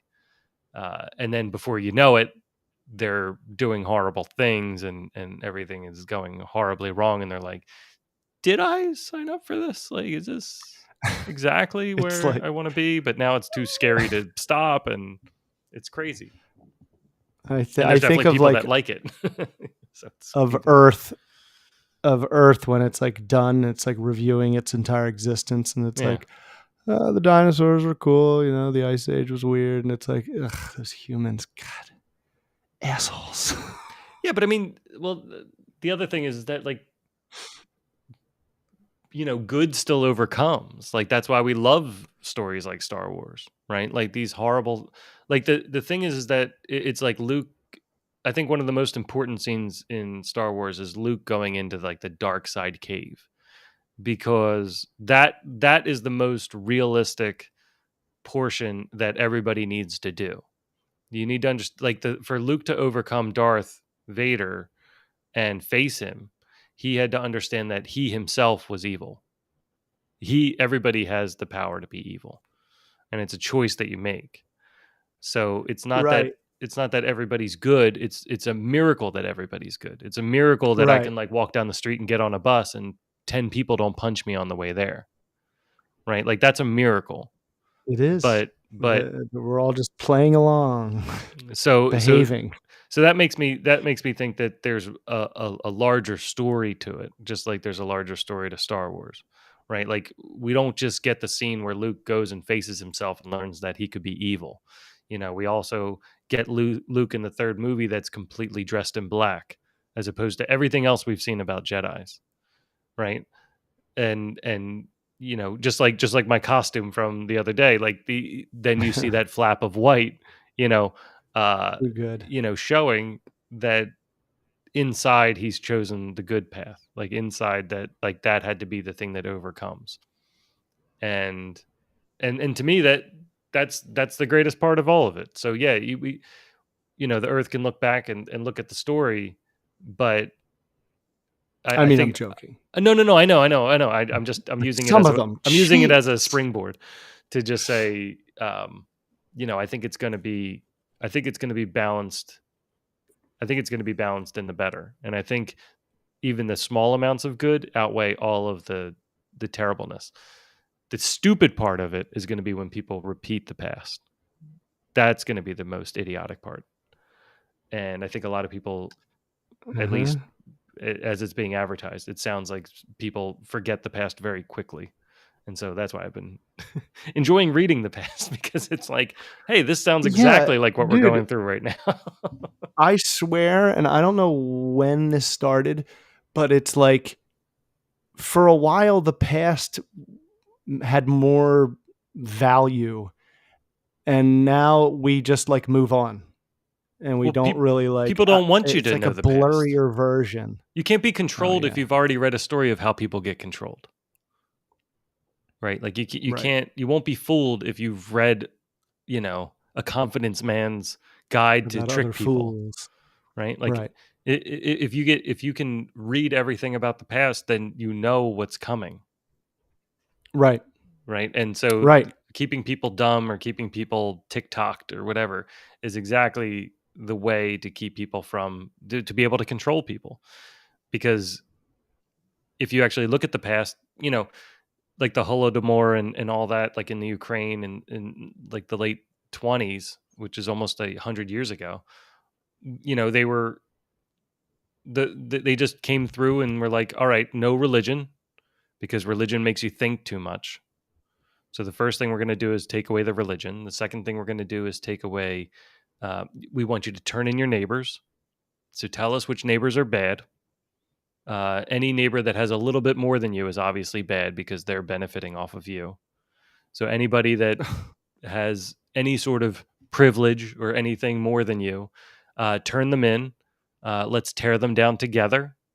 Um, the only thing that we're not going to explain to you is that once we tear them down, just like the annoying person in the office or something, you're going to become the next one, right? Like, so if you have anything a little bit more than somebody else, then we'll tear you down, and then you turn those people in. Be a good citizen and turn them in, and we'll throw them in jail, right? Until there's nobody left. And then we're going to tell everyone how to do their jobs, because they don't do their jobs well enough. and then we're gonna make you believe in Exhausting. lies. Yeah, and that was an Adler thing too. Is like is the lies, like a life lie, right? So like once you start telling some of these small lies, it gets easier to tell more of them, and tell them larger. So when Russia was imposing all this, it was saying like, no, you're full. Like people were starving, and they're like, no, you're full. No, everything's great. No, there's plenty of food. You're Miserable fucks, those Russians. you're just you know you're just not producing enough. You're not working hard enough. That's why you're not eating. Like it's just a way of twisting things, right? Like in the U.S. right now, it's like, no, our food isn't poison. You're just not eating the right thing, right? Like you need to You're control not yourself, budgeting. right? The ingredients in this food are perfectly fine. What is it called? The corn Caramel syrup is the fied. same thing as regular sugar. Modified flour is the enriched flour is the same thing as flour everywhere else in the world. It's all the same, right? Like these colors in your food are perfectly good for you. Like people Dude, are like crazy. if you look at pictures of like men in like the 40s and 50s, even the 60s, like beer guts aren't a thing. They're all just like flat stomached. And Yeah. it's not like beer, it's just food that our body is like, I don't know what to do with this. So I'm just going to Well, like put it here. it's also food Turn that it tells you into to keep eating. something. Like we also didn't have food that would tell you to keep eating. Like you'd eat a It's steak, like you'd be full. not enough nourishment. That wasn't a thing Like for us. you could go to McDonald's and eat like 30 cheeseburgers. Like nothing. Like you wouldn't feel And then be good. hungry for real food. But in the midst of it, you'd be eating it and you'd be like, oh, I could, and your brain goes, eat another, because it's actually in the food that says instructions on how to eat another, right? Like it's just nuts. And it's in everything. Like it's in all the sugars, it's in the school food and stuff. Like there's no It's reason for really everything to be chocolate weird. milk. Like it's so crazy. It's really weird that we used to like have to eat to survive, and now we're like eating ourselves into like new diseases. Yeah. It's weird. Well, it's not what happens is like, let's look at like fruit. Like like when we were hungry and we would eat fruit, you'd only get fruit for part of the year. Like you'd Right. only have apples in September. You wouldn't have Right. apples year round. Apples are sugar bombs. Like it's nature's sugar bomb. Like that's our Yeah. ice cream. Nature's carb ball. Right. And you needed it. It was like the earth gave it to you at the perfect time, right? Because you had to eat it so you could make it through the winter when there wasn't going to be any food. I left all this food on the ground. Right. So it's like you eat your sugar bombs, you pack on the weight, and then you hit the winter Yeah. and you Yeah, make it you through. get actual sugar because there isn't any anywhere else. Like Right. there aren't candy bars laying around. Exactly. You But our know? brains are still back then, right? So then if you cram sugar into everything, then it's just going to keep triggering in your head. You're going to be like, oh yeah, oh, what are we getting ready for? We're Winter? storing it now. We're Yeah, storing yeah, for, yeah. oh, we're getting ready for winter. It sure feels hot, but you know better than me because the earth wouldn't make an apple if it wasn't time And you know for what? apple eating. And you know what? I saw this really cool commercial that told me that I should eat this because then Yeah. cool things happen, and that's allowed. So all right, It's the number one thing I teach the kids like is what a mission. I'm like, and they still do it to this day. They still explain every commercial. So any commercial comes on, they go, they're trying to get us to gamble. Like they're trying to, I mean, especially Oh watching, my like they mostly just god! watch the Phillies games. So the Phillies games are crammed with gambling, like so much gambling. Like even the announcers are like, here's the splits, here's the parlay, like let me teach you the lingo of what gambling is. I mean, it's like free advertising for God, MLB man, now. there's like gambling addiction hotlines. Yeah. It's just so. I always thought that was like a thing. It's like, all right, well, at least we're responsible with that. Not anymore. Well, it's just all right. It's encouraged. Here, buy this set of knives, and I'll give you the band-aids for free. It's Right. not, it. yeah, like, oh, we're doing the good thing by telling you to call 1-800-GAMBLER. It's like, yeah, but you're also making the disease, you know? And then when, I took the kids to Dave and Buster's, for there was a well-earned payoff, for Leo. He wanted to go there, so I took them. It's a big arcade, but half of the arcade stuff in there is gambling stuff. Like half of it is gambling. It's claw machines. It's Yeah. games of chance. It's Uh-huh. poker. Like it's all just getting you ready for the casinos. Like there's really no difference between an arcade and a casino. Mm-mm. There's still some games that are like baseball, skill games, riding a motorcycle. Like I don't really see how riding a motor, like an exciting motorcycle, translates to gambling. But there's definitely, you know, uh, like Wheel of Fortune and Right. roll this big wheel and do all these other things that I don't guess require any skill whatsoever. it's like anything, I mean, they obviously have alcohol advertising, and it's like people enjoy alcohol responsibly, just like people enjoy gambling responsibly. Yeah. But then there's people out there that just have, it can ruin their life. Both things.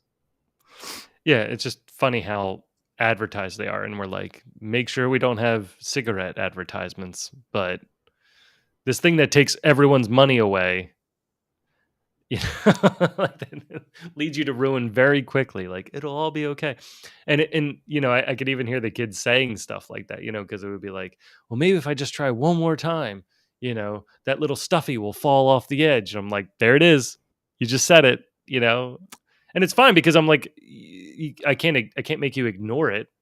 Like these things are going to come up. That feeling of like one more time, That dump. it's a real feeling. So Yeah. you just said it. So that's your one more time. And that one more time cost you, and I translate everything to the actual dollar amount. Like the try this machine was $1.50. You try it again, you don't get anything. It's now $3.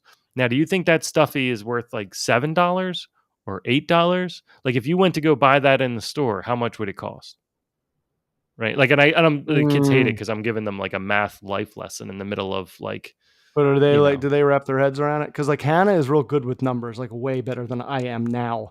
So like when I do that with money, she like follows. And oh I'm like, yeah, oh, okay, yeah. cool. You're getting this Especially early. I do it Good in the job. cereal aisle all the time. Like the cereal aisle is the best place to teach them math because like it's geometry, it's so many things. Because you're like, look how skinny this box is. What does it say on the bottom? How many ounces is it? What's the price? What's the price per ounce? Now, why is the price per ounce this one and the price per ounce this one there?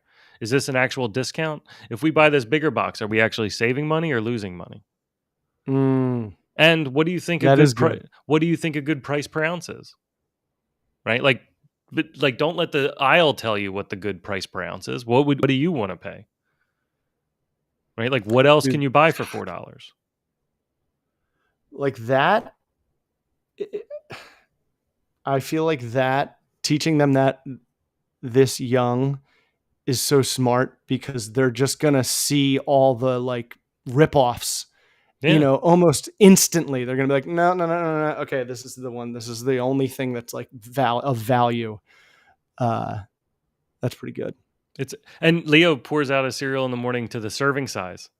He gets the scale out and fills it, and then he looks at it and he's like, He's "What like, is I see this?" your game, America, and I am going to follow it, and you're not gonna beat me. It's so cool. It's like they're working the system instead of the system, Well, you know, it's all about blindly. recognizing it, right? Like it's not about Of course. stopping everything in its tracks. It's about just No. recognizing it, right? Right. Like, And being like, oh, I see what you're doing, and I can work in those parameters. yeah. You're not gonna get any more out of me. Yeah. But now they That's walk good. around the store, they're like, "Nope, this has caramel color. Nope, this thing has this. Nope, like this is too much. Nope." Like that serving size is a joke, you know. And then they just keep moving on, and but then they can see like the price of things. I'm like, "Hey, I got these, delicious meat sticks from a farm and they were $15." And they're like, "Well, that was kind of expensive." I'm like, "Yeah, but it was homemade by this farm. Like I know where it came from. I could see the pigs right there. Like there wasn't Didn't much look like there were any disconnect. chemicals floating through them. Right, exactly. And it's like, this farm has been in business for quite some time, and they package everything themselves. I was watching them do it, like it. There's too many of us. So there's a cost for these things, but it's better, right? Right. There's a cost for, getting the cheap version, which is, 35% actual food. And then, down the line, your hospital bill I taught is them going the to other outweigh that $15 beef stick. exactly. Well, it was a pack of beef sticks, to be fair. So it was like Ooh. eight beef sticks about like this long. So it wasn't so bad. And they were fresh, and delicious, and Yeah, man. You saw the animals. But I tried to teach them too how to slow down, because the other thing they do sometimes is, and I saw this with they got like these like seaweed snacks, like the little seaweed packs. Yep. And I couldn't take how they were eating them. They were like, they'd get home from school, and I get that they're hungry after school. Like I remember watching you and Rye eat like tuna fish sandwiches like after school. Like we were all hungry. Entire bag of Doritos. Right, just like just shoveling it in, and Just they were furnaces with no Yeah, wood to burn. they're just eating them, and I'm like, guys, you gotta slow down, because one, it's getting me disgusted, but two, like I don't think you're even enjoying it. Like you're not even enjoying it. So I made them like sit It's there, fuel. and I got them a raisin, and one raisin, and I put the raisin like on a plate, and I was like, all right, now look at the raisin. Like, tell me what you can tell me about the raisin. Like, what is it the same from all different directions? Like, describe the raisin to me. And they were like, it's wrinkly, See, it's so good. This is so much better than any way I've handled their eating so far. It's just like, all right, you're putting in some effort here instead of screaming at me. I'm gonna listen. They held on for like a little bit. Wrinkly. Yeah, they held on for like a bit. But then at least it's like stapled in their head. So I had them like look at it, and then I had them smell it, and then I had them like hold it in their hand and like close their eyes. And I'm like, all right, what does it feel like? Does it feel like what you saw? And now then I'm like, put it in your mouth, but don't bite it. Like, just let it sit there. Like, is it different now? Like, can you feel all the grooves?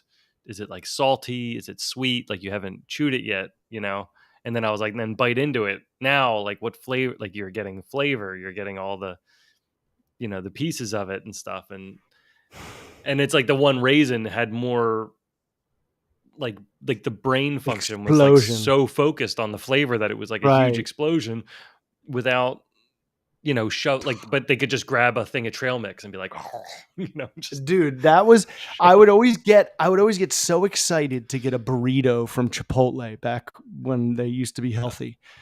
And I would get it, and I'd look forward to it all day. Yeah. And I'd get the hot sauce, but I'd always be watching something while I was eating it. Yeah. And all of a sudden it's gone. And I'm like, I don't remember even tasting it. Yeah. Cause I was so like on other thing, probably my phone, the laptop, but like when you're sitting there and every cell in your body is leaning on a raisin, that raisin probably was like an explosion when they bit it. Yeah. Yeah. Meanwhile, like the burrito was like, you ate 400 black beans, you ate 5,000 pieces of rice, like it's like sour cream, chicken, spicy chicken. I dipped it in this almost too hot sauce that makes my head sweat. Didn't taste it. No memory. I get it though. I mean, like part of it is just your brain, like you need to eat, like you're starving, like it's, I need to be refueled. So again, it's like that little voice, just telling that little voice for like 1 second. It's like, hold on, I'm going to at least stop.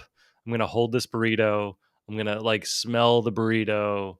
I'm not going to like bite it just yet. Like, I'm just going to wait like 10 seconds. Let things, be ready. It reminds me of the scene in Home Alone. In Home Alone, when he's sitting there with the mac and cheese and the fancy glass of milk, and he like prays. Yeah. And he's like about to eat it, but like he's sitting there and it's like, everyone watching, Yeah. unless you don't like mac and cheese, you are like, your mouth is watering, and then he doesn't even eat it I because know. it's 9:00 or whatever. Oh my gosh. Yeah, it's so unsatisfying because he's You're like, so ding, Oh, and it and looks he's so like, good, and it's like steaming in the milk. Whew. It's how, like like thinking how, about how it right now. how precise are these guys breaking into the house? Because it's like I just like, like, okay, I all know. right, all right, let I me go. know. Let me go I do got at this. least 30 seconds to Yeah, woof some of this. it would have been funny too Um, if they had come across it and like maybe eaten some. I think that would have been kind of funny. Like yes, if that would they have were been just like hilarious. walking through and they're like, they just like ate some, and it was just like a funny thing that they did along the way They're because like, it couldn't I don't resist. want it to go to waste. Nobody Moff, can come on. resist like a full plate of mac and Yeah. cheese. Even Joe Pesci would like run back and like take a scoop after yelling at Marv for taking a bite. Unless it was like Stouffer's, then it like would turn back into wax, like the pumpkin in Cinderella. Like after it cooled, It it re-solidifies. would just Yeah. Like re-solidify. Like it's like I am only edible in liquid form. And then for it just like 3 minutes. hardens, like becomes the demon that it is. Stouffer's. I used to eat those all the time. I Those used to eat the pizza. the flatbread, like the long pizza, Yeah, the the French French bread. bread Yeah, pizza. So good. it's such a Whew. science. Like you had to eat it a certain way because it was like molten. Like you'd burn the roof of your mouth if you ate it the You had wrong to be way. careful. Yeah, And like the microwave could like screw it up yeah. if you didn't like take part. Yeah, it was such a. That was another one. Like as soon as you're done it, you're like, how many's in that pack? Yeah. There was always two at There's least. always two, and you're like, well, that other one I could start that other one in the oven right as I start eating this one, and that other one will be right as rain. I think that's why I liked the Supreme, because it was like there was sort of more vegetable. There was like You're getting maybe your money's kind of worth. Yeah, some. Yeah, I was like, These there's something. There was like 5 a pieces vitamin on of a this. pepper. It's like, Yeah, yep, right. all right, I'll be full now. Yeah. I wanted to. Oh my gosh. I wanted to talk about Thunderbolts, but I don't want to get too into it. I just wanted to say that everyone, like, God, they really make you. Dude, I swear, I like all these individuals more, like as characters and then as a group, more than the original Avengers. And I know the Avengers were supposed to be like a group of people who don't like each other that team up. They didn't really. That wasn't like the thing for the Thunderbolts. They were just bad guys who team up. Yeah. But you just fall in love with all of them. I mean, most of them. Even the Ghost, they give her lines and she's, she helps. Yeah. And I mean, but David Harbour, man, God, he's so funny in everything. Like, I just think he would be like just such a, just a great dude to hang out with. Like, and that's how he is in movies, even as, this Russian guy who kind of like lies about his past Yeah. and like makes it seem like he's just as great as Steve Rogers.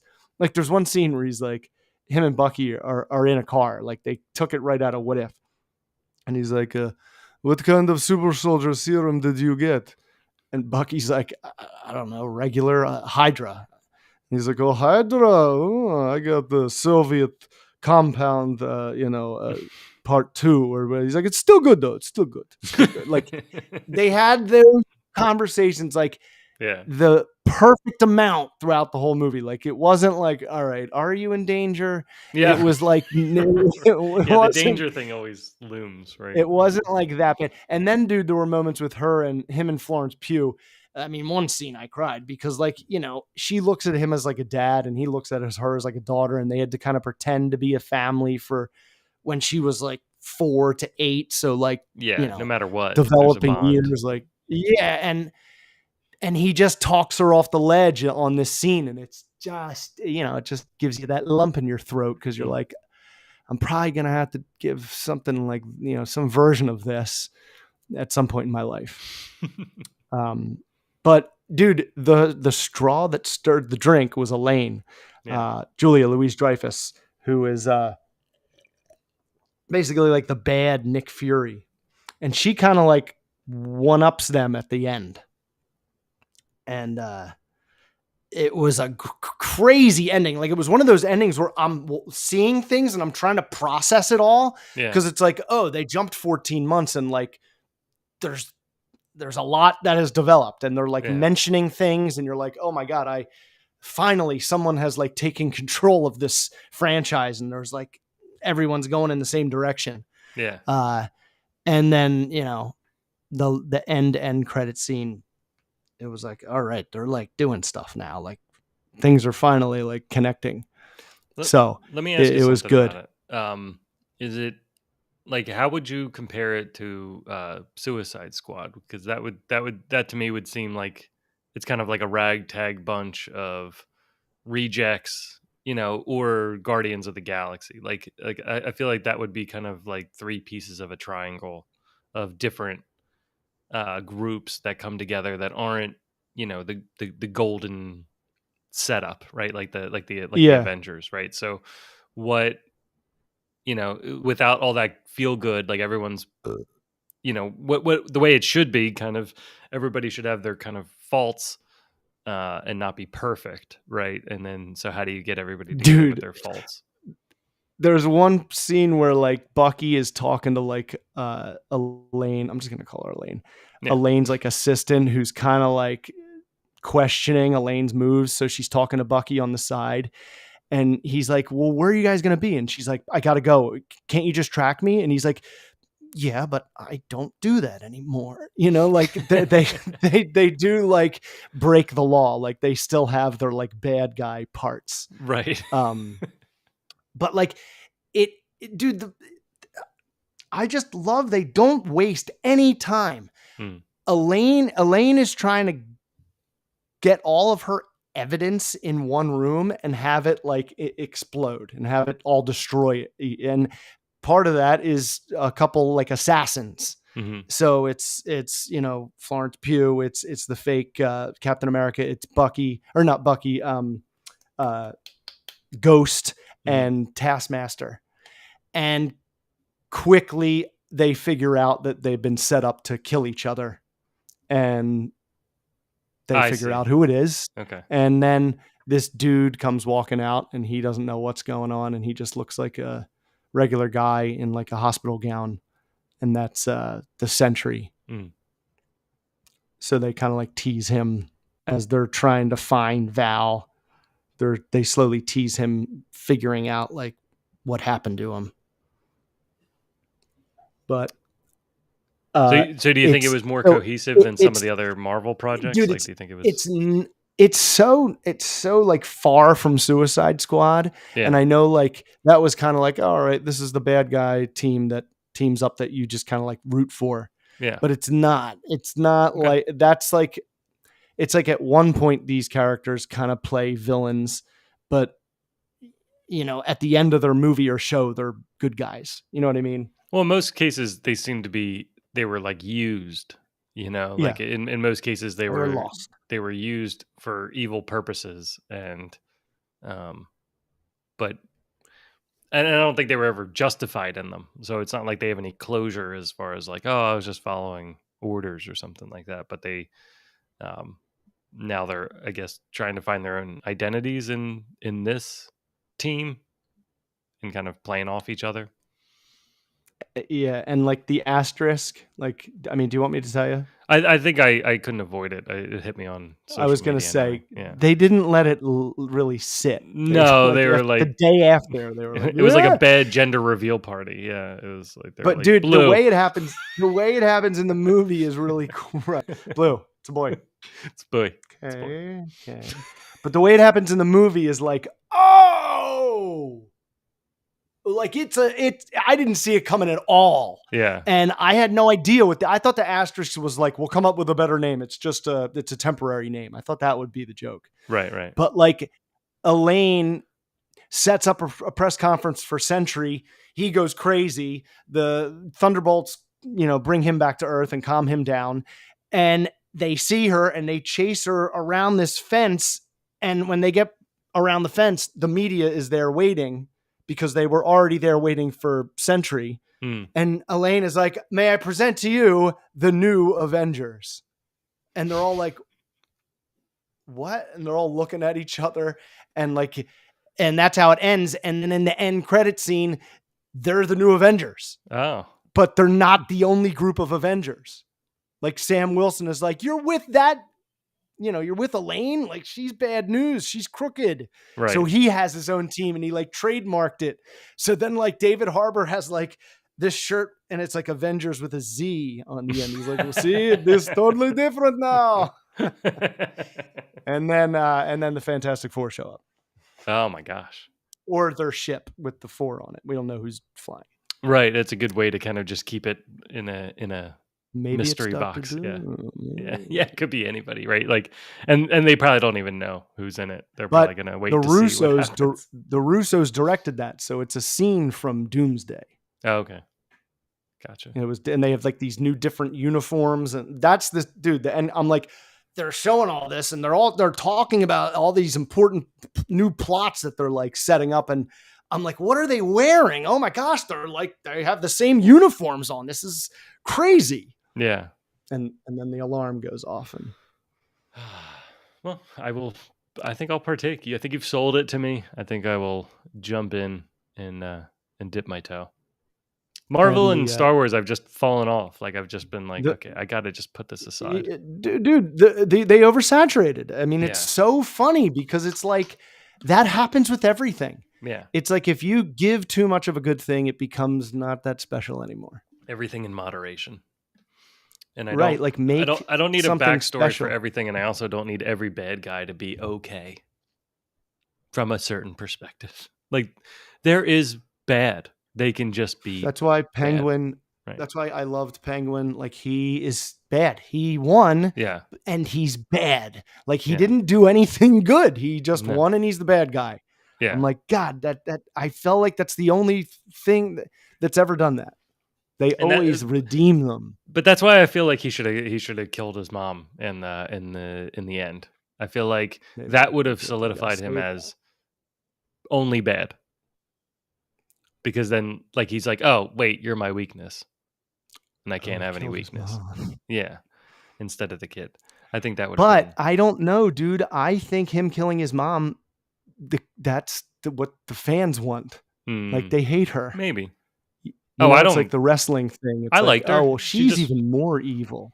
Well, she reminded me kill him. Yeah. Well, she reminded me of like, I mean, the whole thing is like The Sopranos over again, right? So, which that story would have gone further if the actress hadn't died, right? So it would have. I know she was so good. Like I can't imagine what the second season of Sopranos would have been like with more insane mother like psychology. She was so good. On. She was so good, so judging. Like just get that out of here. The way they shot her. Why do you even have this zoom? Stuff? They'd be real close on her face, and she just hated. Oh my god! Yeah. Like nightmares about that lady. Yeah, because she's secretly had hits put out on Tony, and she's like, "What are you talking?" Oh, that's about? right. Like, that's right. You know, like she was the piece of shit. Yeah, but she was also hiding behind the, like that she was losing her faculties and stuff like that, and you weren't sure if that was true. Like it might be true. Like who knows? She's too good at hiding it. And then he's sort of hating her, but still bringing her like pasta. Like it's like so confusing. Like routine of being a son. Like okay, well, it was bad last time, but maybe we'll get over it. And I know she tried to be killed, but maybe she's just crazy. Crazy, maybe. My uncle's also maybe trying to get me killed. Like, I don't know. It's just so... And dude, and I love that at the end with Uncle Junior, where he was just like gone. Yeah. And it's like, oh, he's not like faking it. I thought he was maybe like, faking it. Right. And it's like, oh no, he's done. But then, he was the actually apple is just rotten. Completely gone. Yeah. So then it's like, where's your revenge? Like for him being completely like senile. Right. Yeah, it's like, well, it was rough. All right, well, but realistic.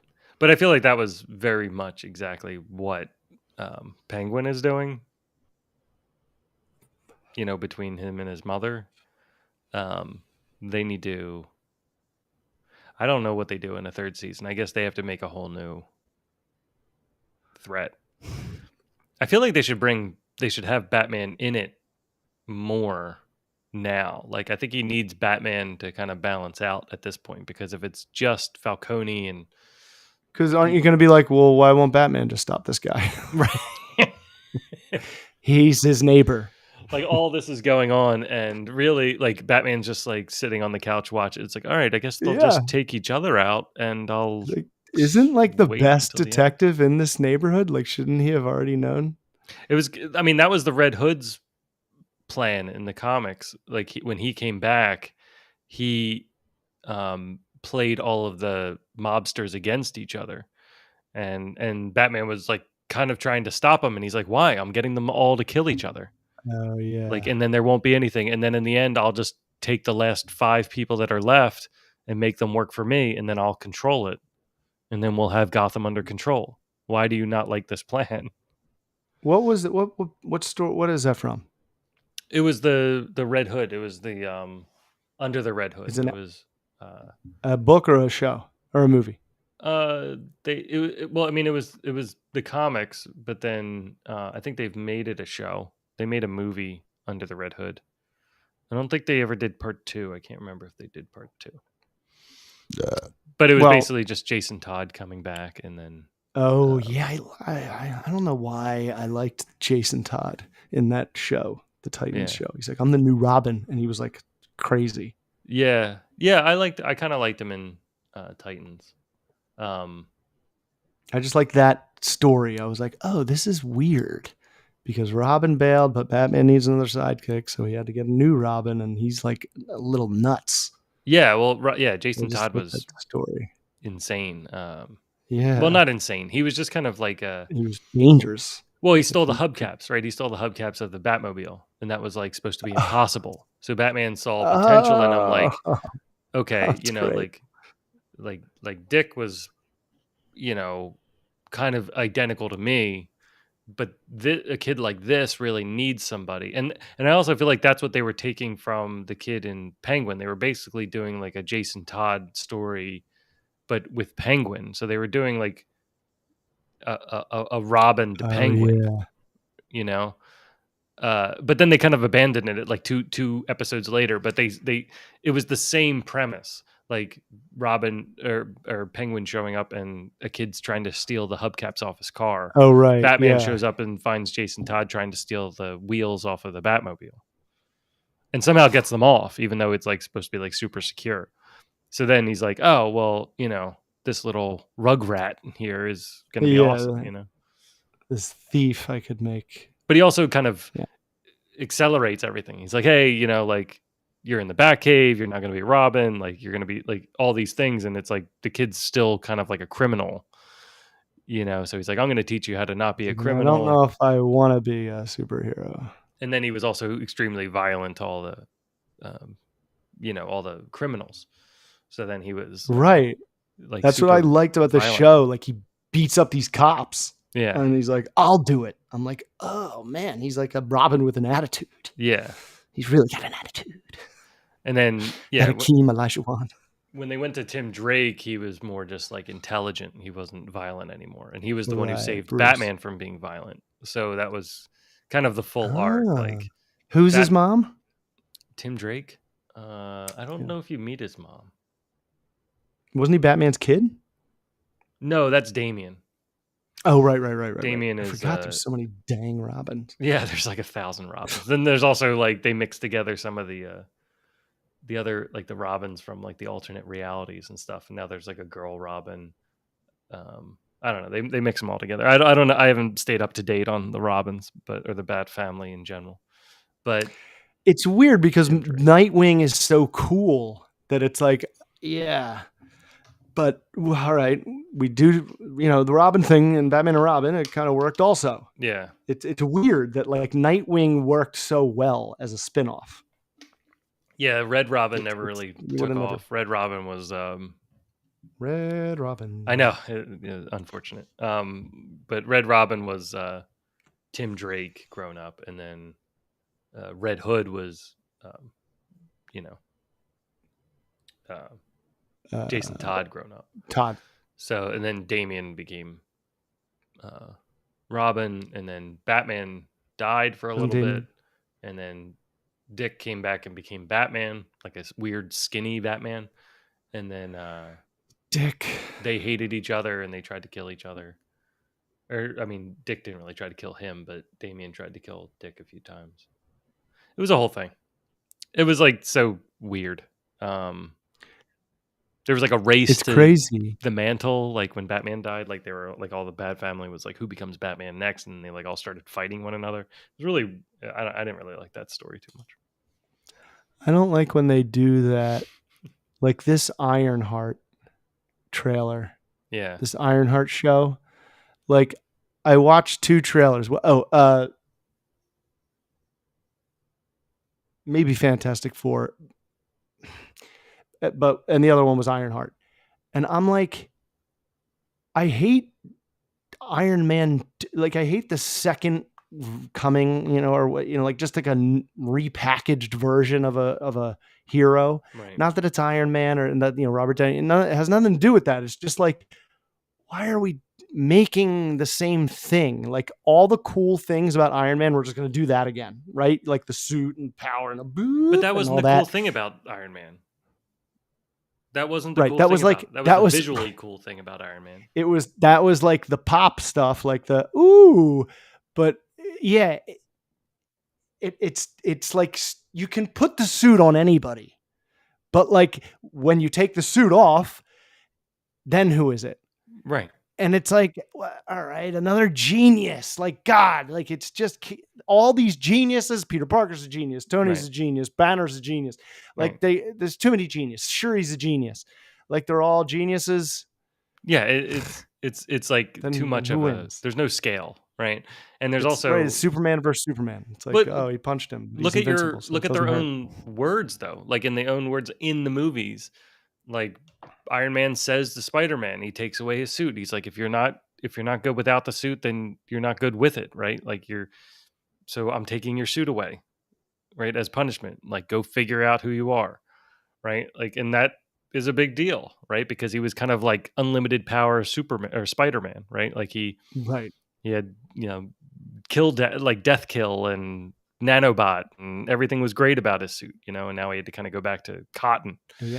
He He accidentally split the ferry in half. Yeah, so it was Iron Man doesn't even believe that it, and he kind of learned that in Iron Man 3 that people kind of throw away, but it's like he had to relearn that he was underrated. He was good without the suit, right? Right. Like he was Tony. That's what his superpower was, not that he was and that he had stuff to learn. So yeah, when you take it away and it's just geniuses underneath, it doesn't quite make sense. Relate. Yeah. I can't relate to geniuses. Like it's cool to have one or two because, that's like the ratio of geniuses you meet in your life, and look, they just can't all be geniuses. And what about Rocket? Rocket already kind of put an end to that, like when he's like, yeah, on Earth. Yeah, you're only a genius on Earth. Right. Like, so which he's really the genius. Yeah. I mean, like, so it's kind of like, it's already scaled and it's already belittled. So now we're like, all right, check out this awesome genius. And it's like, yeah, but Rocket already said that it's not that right. great. No, she's just average because, she's, even if she's as smart as Tony Stark, he's just the smartest guy on Earth. But like, dude, they're going, this show took 5 years to like be ready to come out. Right. And Sacha Baron Cohen apparently is playing Mephisto, who's like the devil. Yeah. In this show.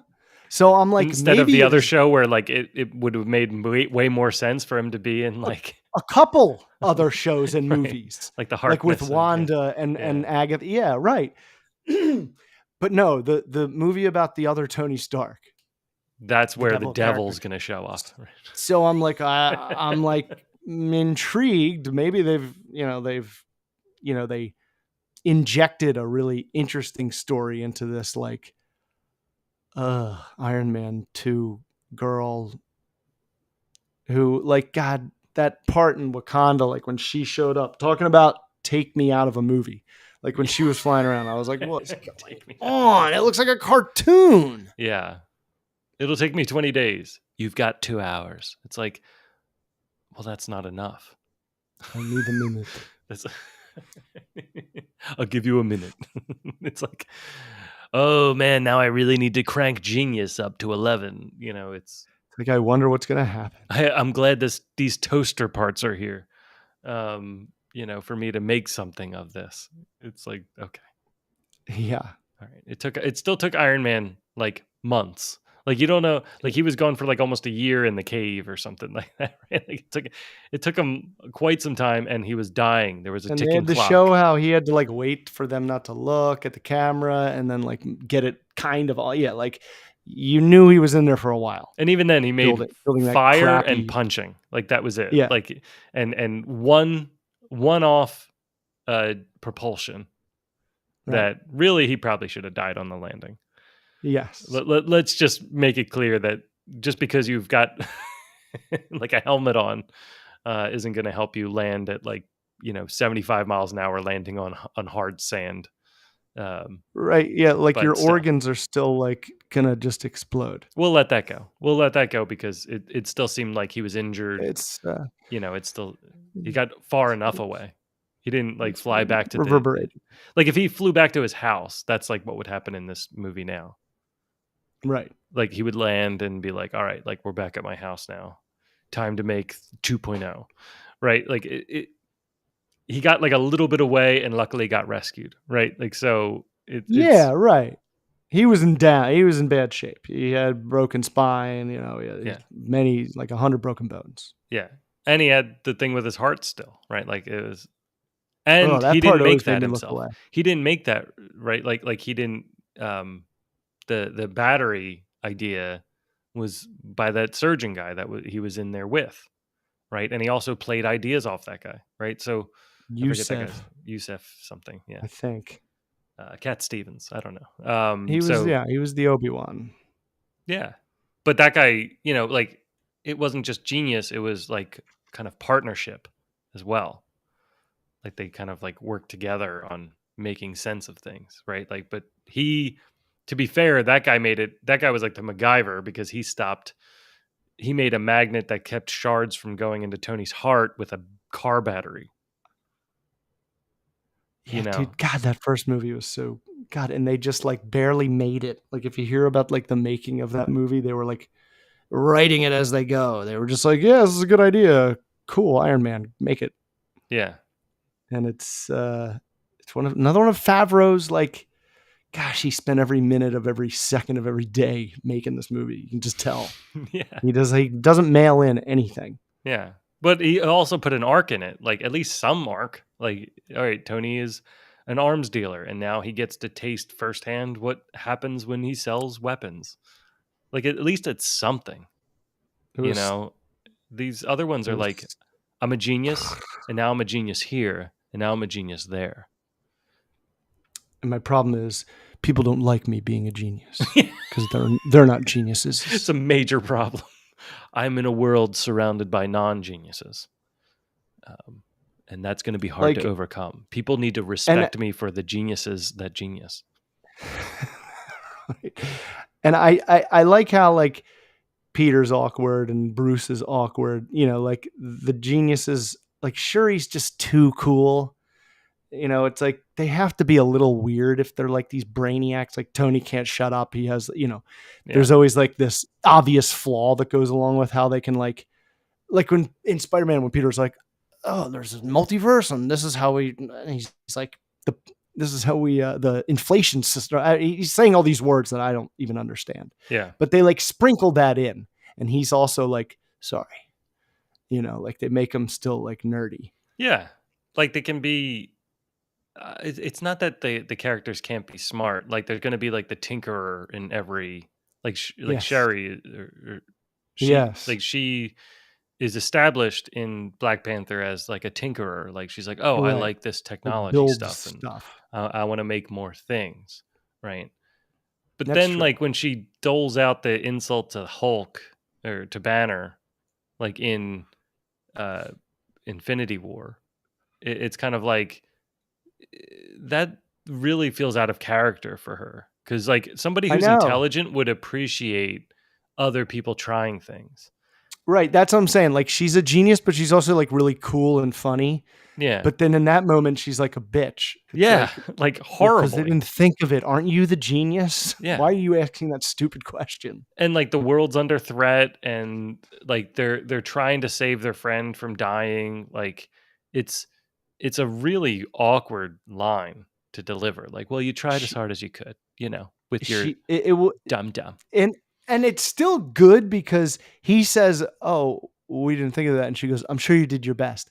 If she said something nicer and then it ended the same way, it would have been Yeah. fine because she was like, "Oh, I'm sure you did your best." Like, she's not trying to be a bitch. She's just like, "Oh, you guys were trying. This is crazy." She could have been like, "I think if we do this, like that, Right. instead of why didn't you do this?" Yeah, moron?" build off of it. It's like, well, there's some things that vibranium opens up that you might not have access to. Right? Like something simple like that. Like, well, we've learned there's a few secrets we've kept here that maybe we should have shared with the rest of the world.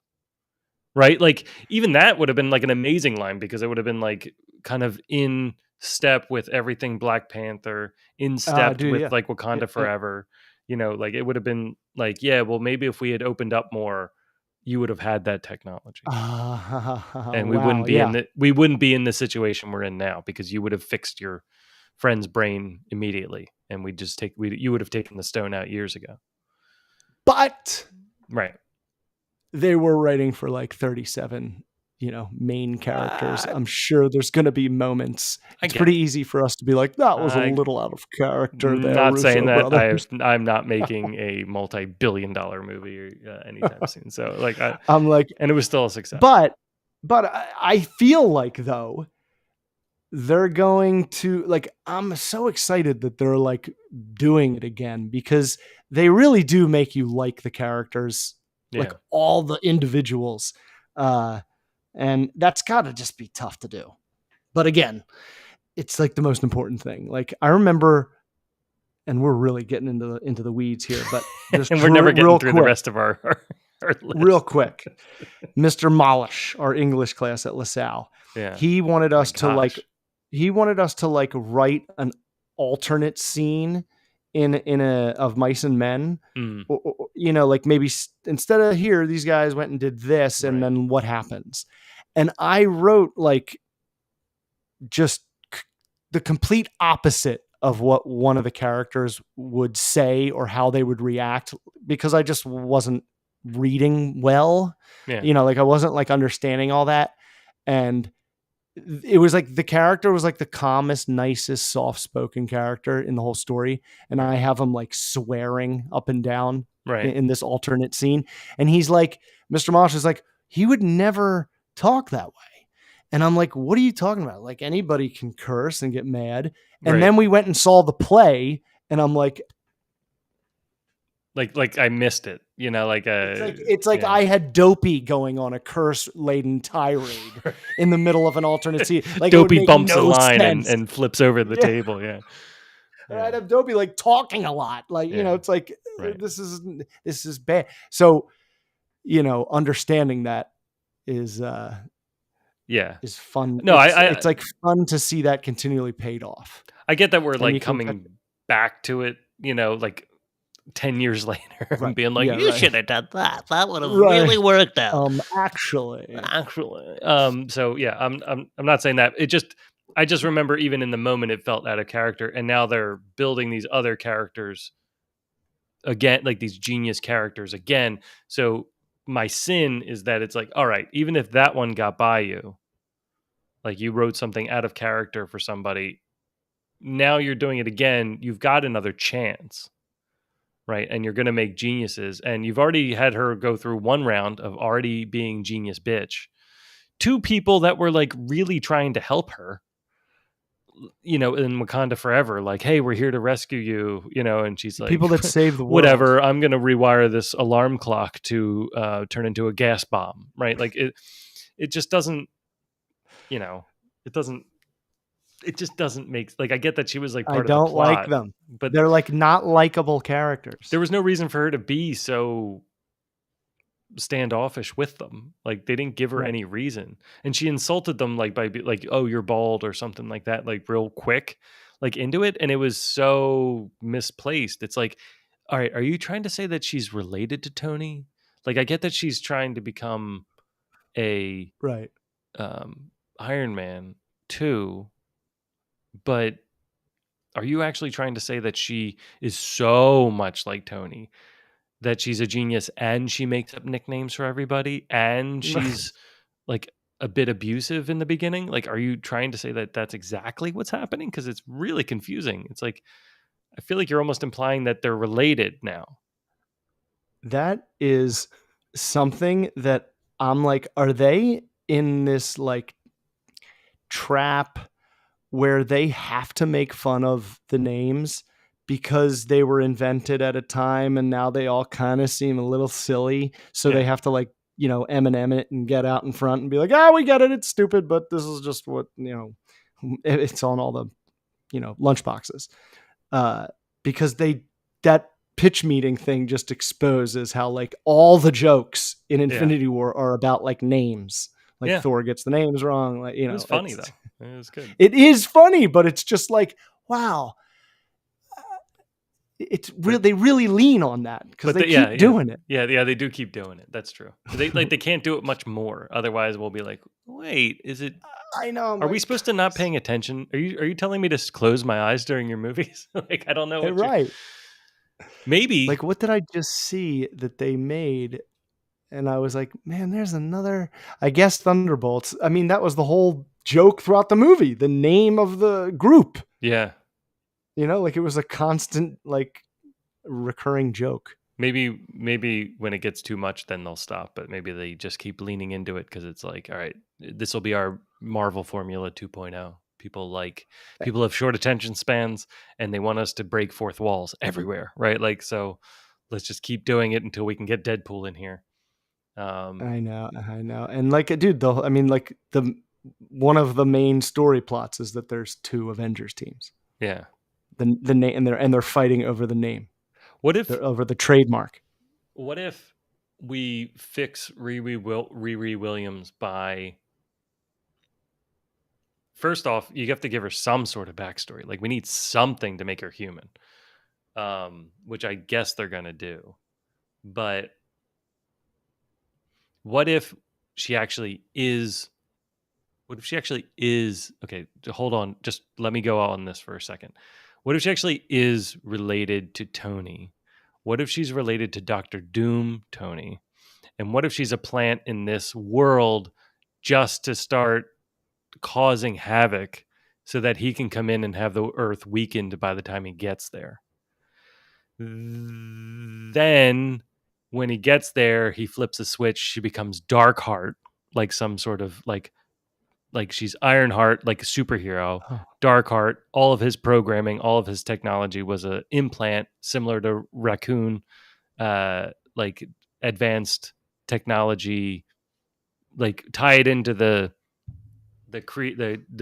Guardians of the Galaxy story, right, where they accelerated evolution. She's an accelerated evolution, and that's why she's kind of out of place, doesn't understand, how she could be so genius or something like that. But she also has Tony's DNA, just like Ultron, just like others, right, to kind of pull this like Tony offspring force together, right? Like where he kind of shows up as Doom and now has Darkheart as kind of like her like a minion, right, similar to like Mole Man, to like, what do you call Igor, who had the 4 horsemen, like the not Ric Flair, that's DC, but the 4 horsemen of the apocalypse in X-Men Apocalypse or Apocalypse. No, that's X-Men DC. Apocalypse.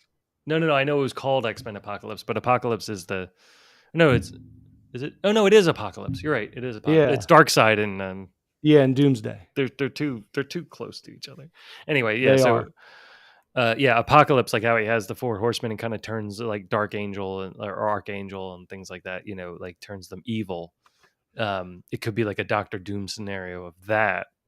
And then that could be the war where he builds, like, he's got like a dark Ultron, a dark Riri Williams, like, Dark Vision. Dark Vision. Yeah, he takes over the all white Vision, creates like a dark army, and then in the midst of it, in a later movie, then you bring Apocalypse in, all the X-Men, and it's these two dark forces are battling while all the heroes are like, how do we stop this thing?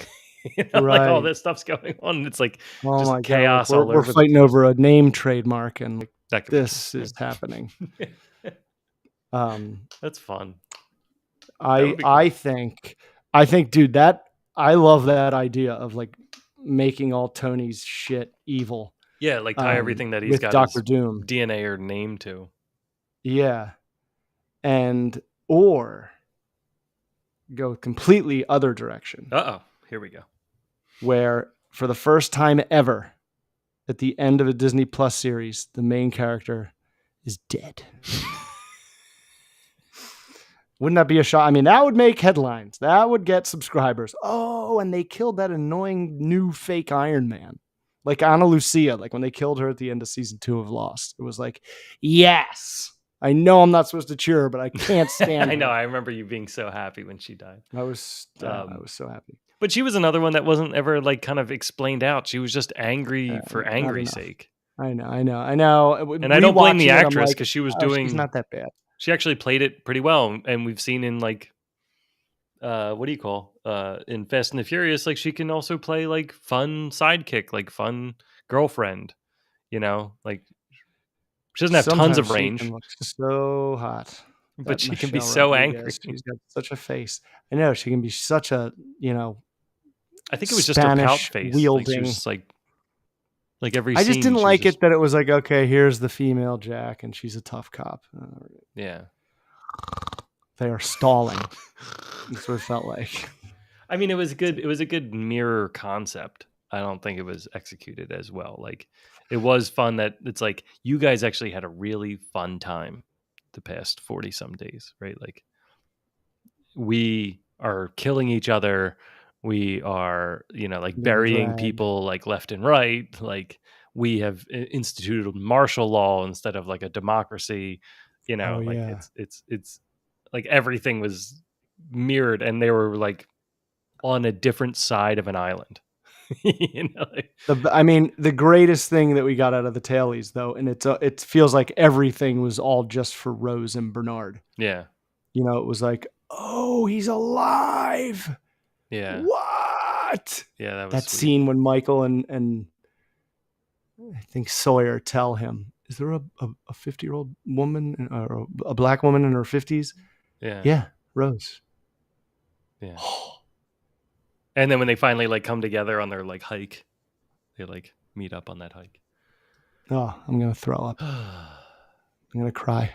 They're the best. They're the best. They were the whole lesson of the show. Like, we're just gonna go make our own little house and adopt this dog, and this is what it's all about. Like, we don't really care about what nonsense. Like, great, you got a car to work. Great, you got a bomb. We got a bomb. We've got like all these things. It's like, well, we're just gonna like sit on the beach and we got water, we got food, like we're good at each other. And like just the unique, characters, like to put them together is so like, all right, who cares? Yeah. But it was so unique. It was like they were both like way past their prime in life and they're just kind of like, yeah. And she's like, well, I've got like 10 months to go. And he's like, well, I don't, it was just, man, it was a well-written television program. I loved that it. Lost. Yeah. And it was good, like misdirection and stuff too. It was like just enough. And to kind of make you think even harder about yourself too. And you're like, why couldn't I see that? Like, why couldn't I put those things together? Yeah. So yeah.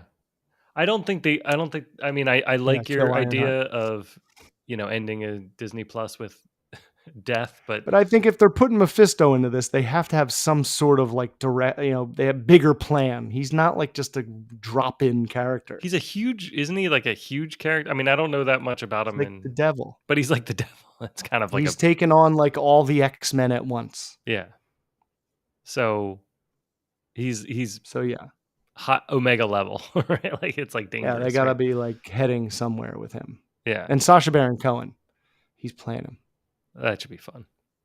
I wonder if Yeah, he'll he's have pretty humor. Do you think he'll have humor? That seems like a waste if you don't.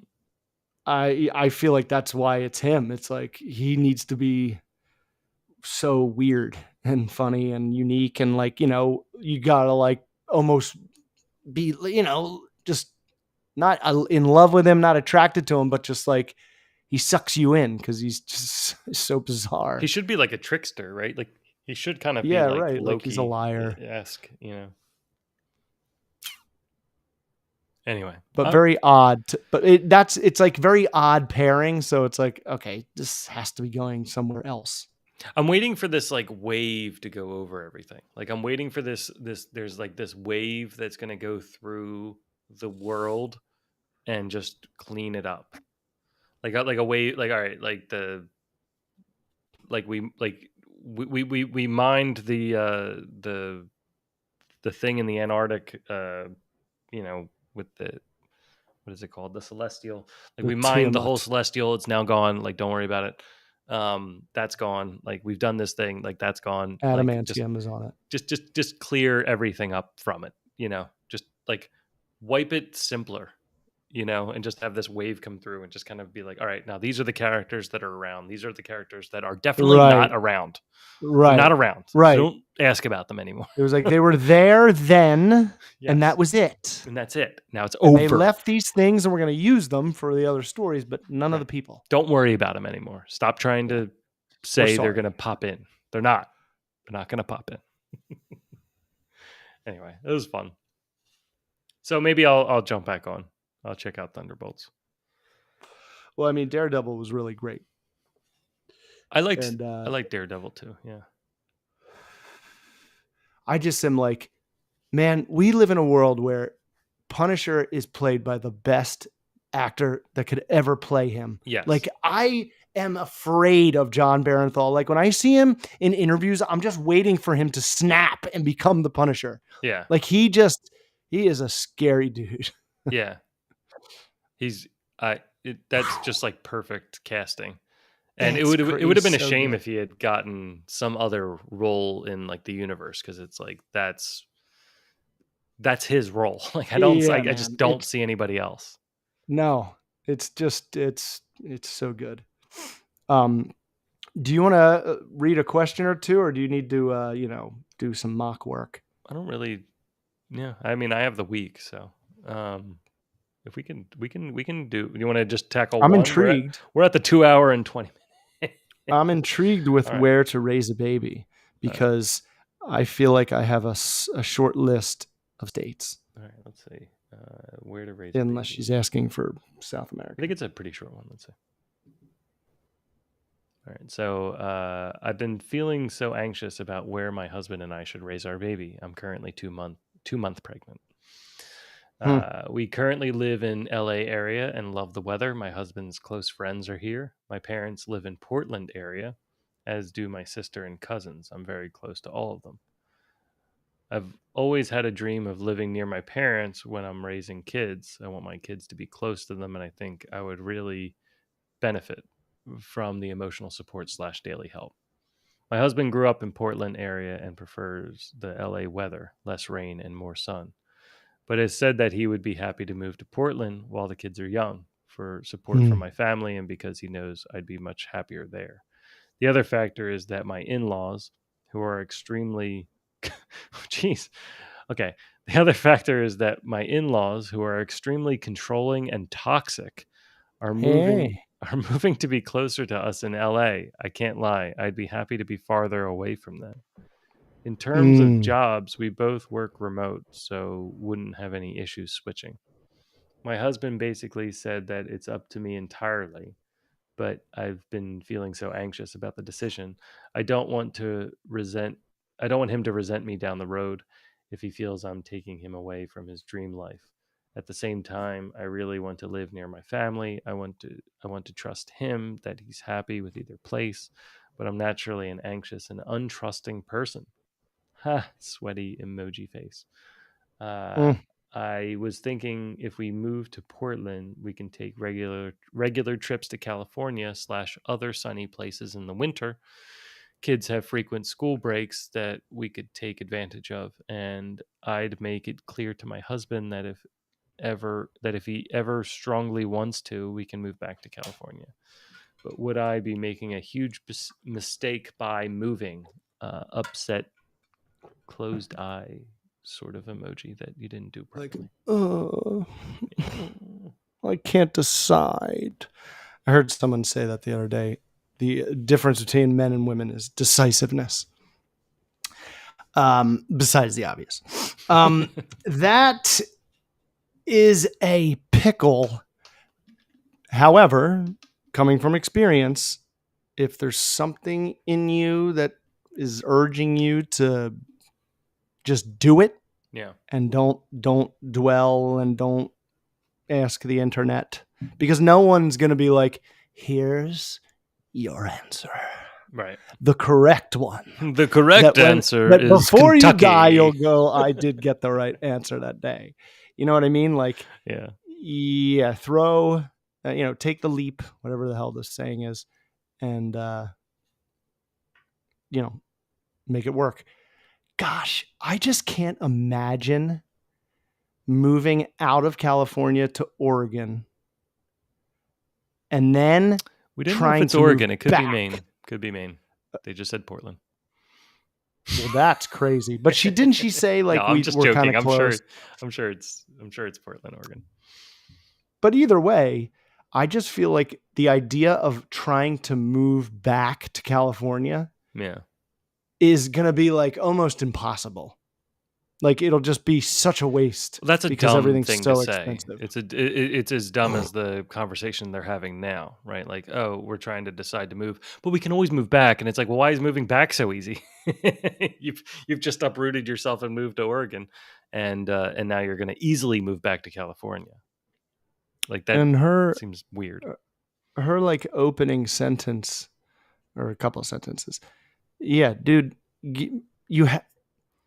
it would be foolish if it's like an option to not geographically get closer to family that can help. Yeah. And if you do it and you have it, you'll love it and you won't know life without it.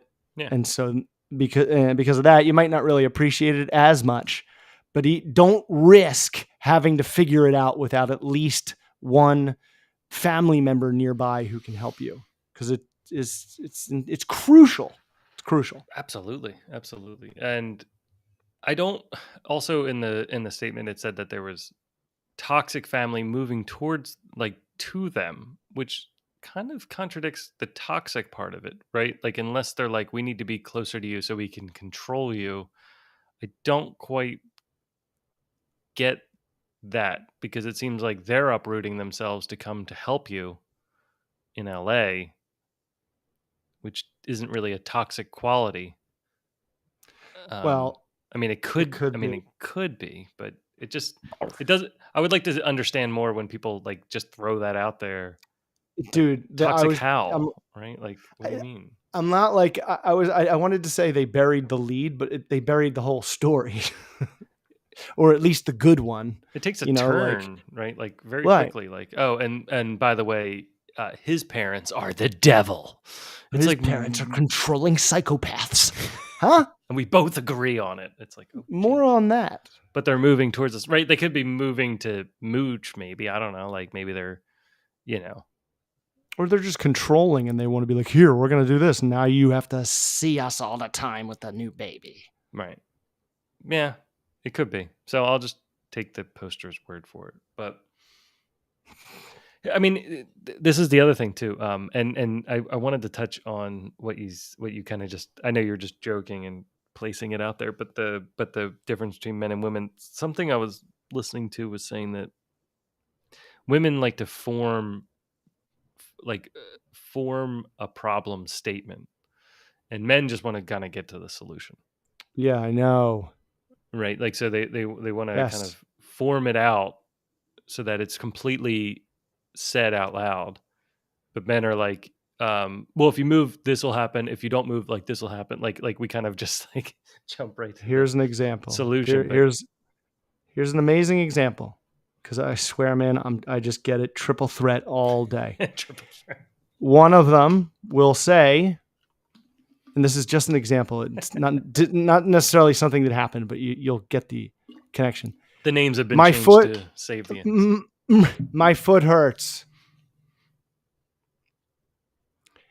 Instead of, can you get me ice? Right. That's what it is. They say the problem. They don't say, and it's usually obvious, but it's like for some reason they have to go from the beginning of the story to the end. Right. And we're just like, I don't care how we get there. Just get to the end. Yeah. Just say get ice. Like now I have to guess. Do I have to go to the store and get a new foot? Like what is it, your shoes? Do I have to get you different socks? Like what is happening? Specify. Should I have moved that one thing that's been in the same spot for 6 years so that you wouldn't trip on it because I knew you would trip on it today? It just always reminds me of fake Locke and Jack. When Locke's like, or Jack says, have you ever, looked like someone else? And Locke's like, why don't you just ask me what you want to ask me? Yeah. And he's like, did you ever look like my, it's like, just say the exact thing. Don't say the vague thing. So I eventually maybe get there. Right. Just get to the tick. Yes. That would be awesome to get to that place. Sheesh. Where it's like you're deciding on a vacation or something. And it's like, I don't want to go to that place because I don't like sand. It gets everywhere and it's coarse and hurt. Fine. Then we don't go to places with sand. Like it's over. Like I don't need are you sure you want to go there? Right? Like, are you sure that would work out the best for all of us and our foot needs? Right? Like it's like our soft needs. Right? Like so yeah, dude, I mean, and my girls are also Jewish, so they have to say the thing 3 different ways, but it's the same thing. They're saying the same thing, just 3 different packagings of words. And I make fun of them all the time. I'm like, you're doing it. You've said it twice now. Two different sentences. What's the third one? Same point What's was made. the third one? Yeah. I'm like, how are you going to do it again? I'd like to buy a vowel. Yeah. And then they just roll right into it. I'm like, oh my God, you're such blabbermouths. You can't stop yentering. It's awesome. It's fun. But I mean, yeah, it's life. Right. I guess back to the lady here. We're raising the kids in the city right now. Maybe that's not the right choice, or maybe it is the right choice. Like I don't know. But you kind of just need to align it. And for us, it worked out to get Kelly's parents living here for a while. And when it wasn't right anymore and they wanted to be grandparents, they moved out. And now we had to adjust. And then when I started this new job, we had to adjust things again. Like there's going to be things that you have to adjust. There's not really like a right answer. If you want the worst thing that can happen in this situation is you don't move to where your parents are and you resent your husband for the decision, or you resent yourself for the decision. Yeah, dude. And I mean, maybe tell him that, be like, and if it sucks, then, oh, well, at least it's all on me. I mean, yeah. I mean, no matter, or just say no matter what, this will make me happy. Like the fact, I would think that raising a child, if you're a mother and you want to raise your child near your family, and the only way to do that is to move close to them, I think that would outweigh a husband's need for sunshine. 100%. Unless there's something else, unless there's something else you're not listing. right? That could add more weight to it. But like you've already said, like you can move your jobs, you can do these things, and when they're older, you want to move back there. That's fine, but I think at that point you're not going to be making decisions for yourselves. You're going to be making again decisions for the kids that are now 8, 9, 10 year olds, right? Like it's not like you I keep know the thinking like you're going to make the decisions, decision for yourself, and you're not. like your brain isn't going to be the same Right. when it's even thinks it's gonna try to make that decision. It's Right. just not. It's not the That's why same it's brain silly. anymore. Don't even try Yeah, because you can't. I know. I So remember like yeah. when I first moved here, I was like, I'll live here for like a year or two and then I'll move back. And like a month into it, I was like, what? I like barely just got here. And Right. like to even imagine to try and do this all over again. And even though it's my home, it would still be like something new. It's impossible to put yourself there.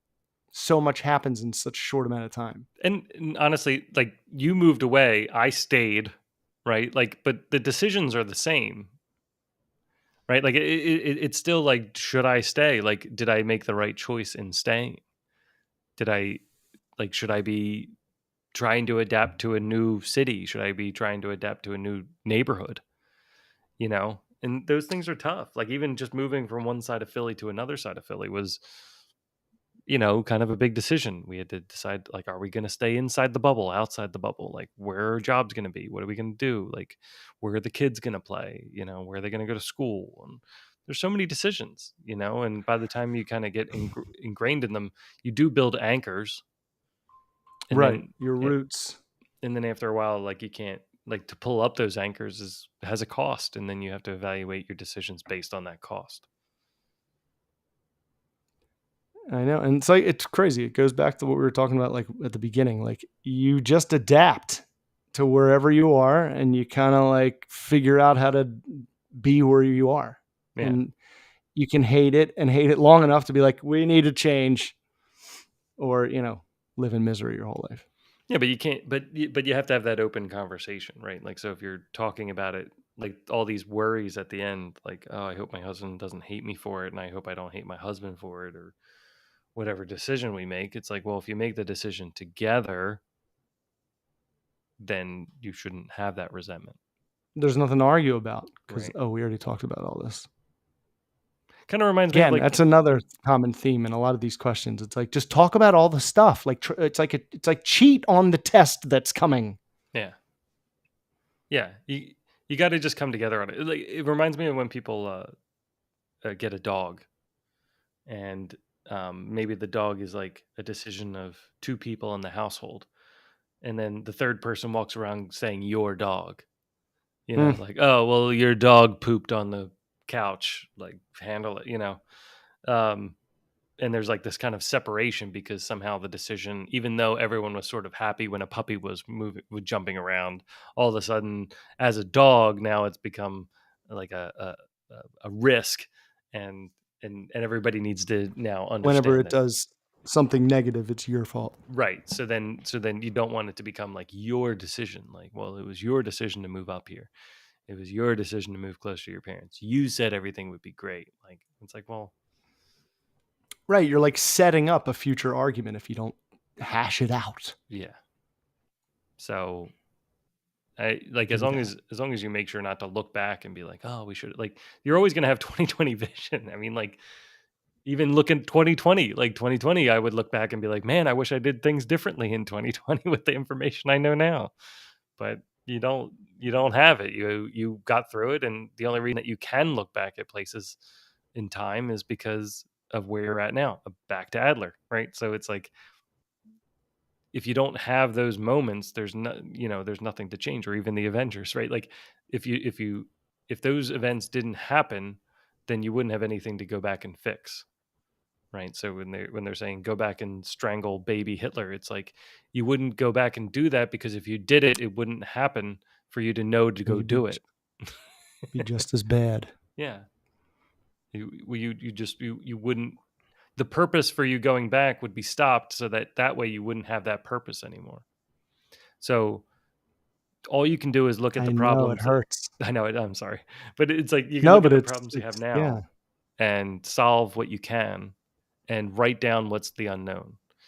And the best you can do is look at the unknown again in 5 years and say, did all the unknowns work out for the best or the worst? And what can I do? And just like the thing, what can I do today what can I start doing today that would change the things I don't like? Like Kelly and I live in the city, right? And they just opened up this new path in the Schuylkill River Trail. And it's like all of a sudden we're like, oh, you know what? This part of the trail actually looks like it's been here forever. And we could have been like walking to this path for the past 10 instead of driving. years, right? Like we could have been walking this path and we never even knew about it. And it's like really chill and it's on the river and there's like a fishing like out. What like, river? like the Schuylkill. The Schuylkill. The Schuylkill. The Schuylkill. The Schuylkill. And you know, we could have been going there this whole time, and it's like now we finally see it. So,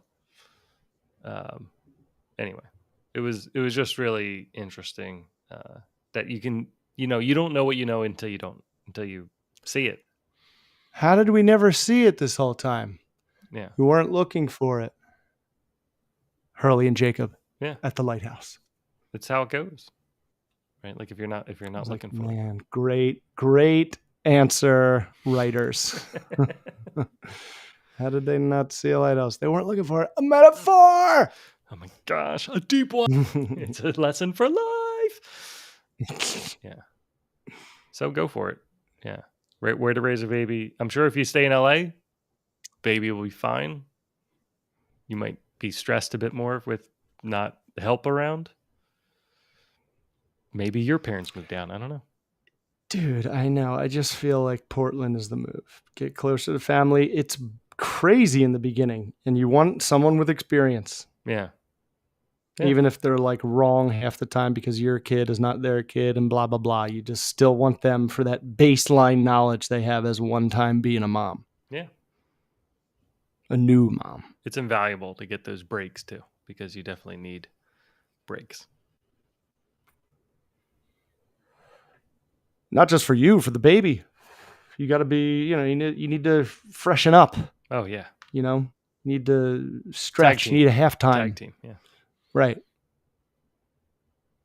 15 minutes is really all it takes. You just need like 15 minutes like away. Like 15 minutes to clear your mind and you're like, all right, I'm ready to hang out with the baby again. But dude. Yeah, I would 15 minutes, nice sweat, and then I'm back to normal. Yeah. Nice. Do you want to go one more? Just make it a full 3 hours. Sure, yeah. Yeah, why? What I can't see the time. We're at 2:41. All right, yeah, let's roll to 3. My goodness. Let's do a 3. We're backed up. Embarrassed by we're backed like up. The rain's Yeah, I know, and I like this. Embarrassed by mom. Let's see. This is 2 parts. So one is the original post and 2 is like an update. So I thought we could go through the original post. I like how they comment and then see where we landed. And see where okay. In the general population. Okay. Gen pop. My daughter, 28 female, 4F. Daughter is a female? Yeah, it's weird. 4F, I guess maybe it's supposed to be 40F, like you're 40 and your daughter's 28, which would also make you 12 when you have it, right? Like that doesn't sound We'll come back to that. Told me yesterday that she's embarrassed.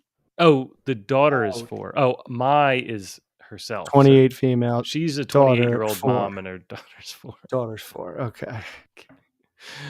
We'll get there eventually. Okay, told me yesterday that she's embarrassed by how I dress and wishes I dressed differently. Where do I go from here? I'm an attorney, but work 100% remotely. So 99% of the time I'm in yoga pants / shorts, baggy t-shirts and sweatshirts, etc. I only really wear makeup for date nights / events, and my hair is really curly, so it's either crazy or in a messy bun. I didn't realize my daughter even thought twice about how I dress or cared. I mean, she's 4. I know. Maybe naively, I didn't think I had anything to worry about in terms of embarrassing my kids for at least a few more years. This came to light yesterday at pickup from pre-K. She was in the hallway with her class and got upset when she saw me. Once we got in the car, she was able to tell me why she was upset and told me she wished I dressed prettier and that the clothes I wore were embarrassing, specifically asking me to wear dresses and wear makeup. Well, this sounds like a trap. While I enjoy wearing sundresses in the summer, and I am not opposed to wearing them more often, I'm feeling so conflicted by this. We have never commented on other people's bodies' appearances in public or private. And that sounds like a lie. And we only ever give compliments in that regard towards each other and others.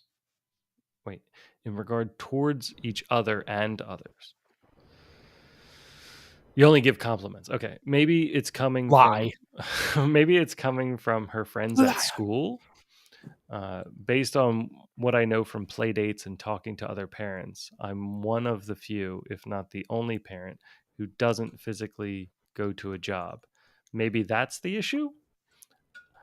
I don't know. I'm lost, confused. My ego is bruised, though I know that is not my daughter's fault at all. Just need help navigating this weird situation. Right. Well, thoughts? There was that part in the middle where I felt like she was backtracking or making like when Charlie spills something and says, I didn't do it, before I even ask anyone. Right. Yeah. Like obviously covering something up, making an excuse for something. But like my main question the whole time you were reading that, I kept thinking was, now, did the girl just like look at her mom and be like, geez, mom, like I've seen you like at least, some mouthwash, a comb, whatever. I forget what Jerry says. Like I've seen you look better and now you look like you just rolled out of bed after a bender. Yeah. Or did she learn this? Did she learn that, when you wear that type of clothing out of the house that it's trashy or whatever? You know what I mean? Like, did someone teach her that doesn't look nice? That's my question. Or is she just making this observation and being like, oh, mom? Or is someone like, if you wear yoga pants on a sweatshirt, you're like, a slob? I almost want to say that this didn't happen at all, is what my feeling was towards it. Just because it feels, I mean, I know without it happening at all, then why comment on it? But I feel like a 4-year-old, the only way a 4-year-old would know what different dress things are would be like from like a storybook, or like unless she's just taking in 4-year-old is tough because we don't even have reading going on that much as a 4-year-old. Like people are reading stories to a 4-year-old. You might be able to read some stories, but none of the stories are going to be like covering that yoga pants are bad. The only thing, yeah, dude, like Charlie can't read, but she's like embarrassed is super observant and uses lingo that like old Jewish women use, because that's what her teachers are. And so I'm like, if this kid is really saying like, mom, you didn't look pretty, it's because she's heard on repeat someone else saying that. Yeah. About either her mom or someone who looked like her mom did that day. Right. Because I think, kids at that point can like repeat phrases, but they don't know what they mean. Or they're like actually starting to put them in the right place. Maybe. Yeah. You know what I mean? They know where they go in conversation. Like they're trying to work out in conversation. Like, oh, this is where you say that. Like, I don't believe you, or I've got so much to do today. Like it doesn't. or even nah, nah, nah, nah, like Right. even that bullshit. But like appearance and what someone's wearing, if the kid is whatever visually, whatever, uh, that's pretty quick to Yeah. understand. Embarrassed bothers me. Embarrassed bothers me because at 4, like your parents are like superheroes. Yeah. So for like you wouldn't even care. Like you don't even see like other people's parents. You're like I don't even care. Like they're just floating ghosts because my parents are the only one. Especially getting picked up at It's just in pre-K, the like you're way. like you don't care about other people's parents. Like nobody has a Like, memory look of at other them. people's parents at pre-K. No, Like from it's 4 just like years old. they're also with my friend. Right. So the embarrassed part doesn't quite click to me. Like, oh, mom, I'm embarrassed by what you're wearing. And she's like, oh my God, like, how do I handle this information? And what was the middle part? If you can pull Yeah. that up again, if it's not backflips.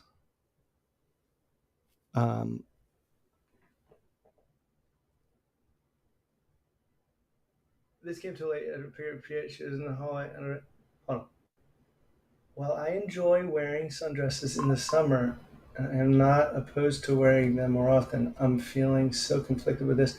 We have never connected on other people's bodies, appearances in public or private, and we only ever give compliments.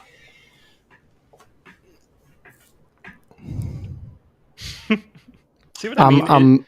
It Yeah, sounds like kind of a virtual signaling post that has nothing to do with a 4-year-old. it's almost We like are only body positive. Like we are shouldn't only right. Like, are you bringing that up because you trashed someone who looked that way one day and you didn't even know your daughter was listening, and then you showed up looking like that a couple days That's a later? good twist. Yeah. You know, Like you got a taste of your own medicine. yeah. Otherwise, why would you bring up like we never even spoke or connected on?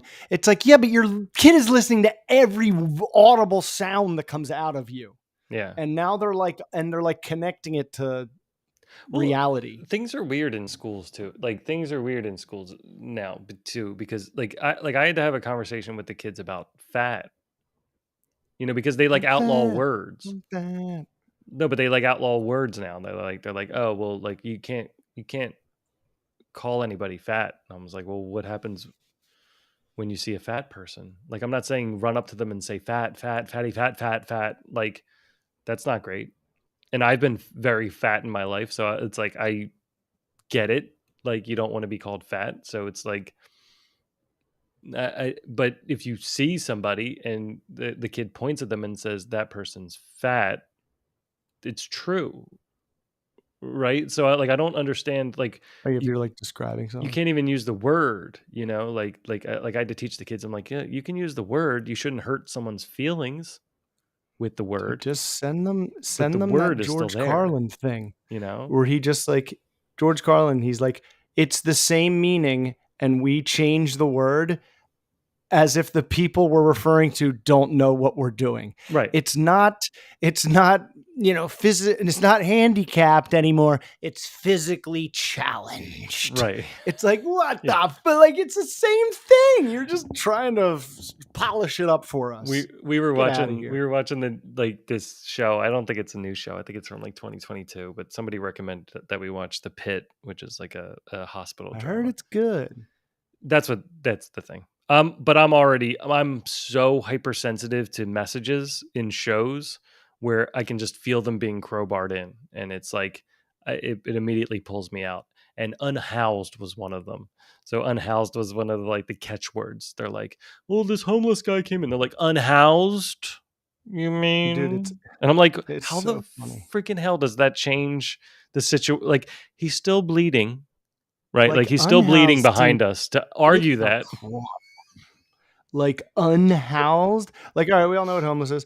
Unhoused. It's like, what? You were unhoused. Like your yeah, house was lifted off of your entire, off the ground. I know. You're just standing there now with nothing. It's like you've taken the negative, like you know that there's a negative in it, right? Like because it means something without, right? Like so we're less, right? So now Right. we've taken less, and we don't like less, so we're going to use un, Un. right? So now it's un, and then a house could be a home, but so could an apartment. So let's say unhoused. Because if you're in an apartment, aren't you also unhoused? Like, Or a when have we condo, are used you housed? unhoused? Like if you live in a tent, are you unhoused? If you choose to live in a tent, does that make you like that wouldn't really make you homeless? Maybe it does. I don't know. Like you've changed the definition. Like, it doesn't really go one to one. And then Dude, it's like by changing the name, you're making nothing better. Like nothing is being better. yeah, Nothing changed. It's just you're just took it and using you different moved it over here, words. and you're like, yep. Instead of, you know what? Instead of tomato, you said tomato. Yes. That's it. That's all you did. I recently learned that tomato comes from the Greek origin. Uh, I think it actually is tomato. I think it's like tomato is Greek, and it means to cut, to be able to cut. Oh, But because that's where the term atom comes from. So atom is uncuttable, and Tom atom is to be able to cut. So they thought an atom would be the small, like the reason we use atom for, atoms is because it's right. the smallest piece that Particle you can cut or that you can't cut. until. But even though that's wrong now. So Dun, dun, atom dun. doesn't make Right. any sense. But for They call so something an long, atom now. The actual meaning you're of the Indians. word. Yeah, you're Indians, right? Like No, we're not Indians. like, so really, if you're going to go back and start changing words, go back and change atom, because atom doesn't mean what it means anymore. You need to take atom and move it to quark until quark's wrong, right? And then move everything up, because technically atom is the thing that can't be cut. But we know atoms can be cut. So why are we still calling them atoms? So in that standpoint, like the Brachiosaurus or whatever, like, yeah, go back and change the names, because you know what, the names don't mean what we thought they meant. But in the case of homeless and unhoused, you're not doing anything. Stop it.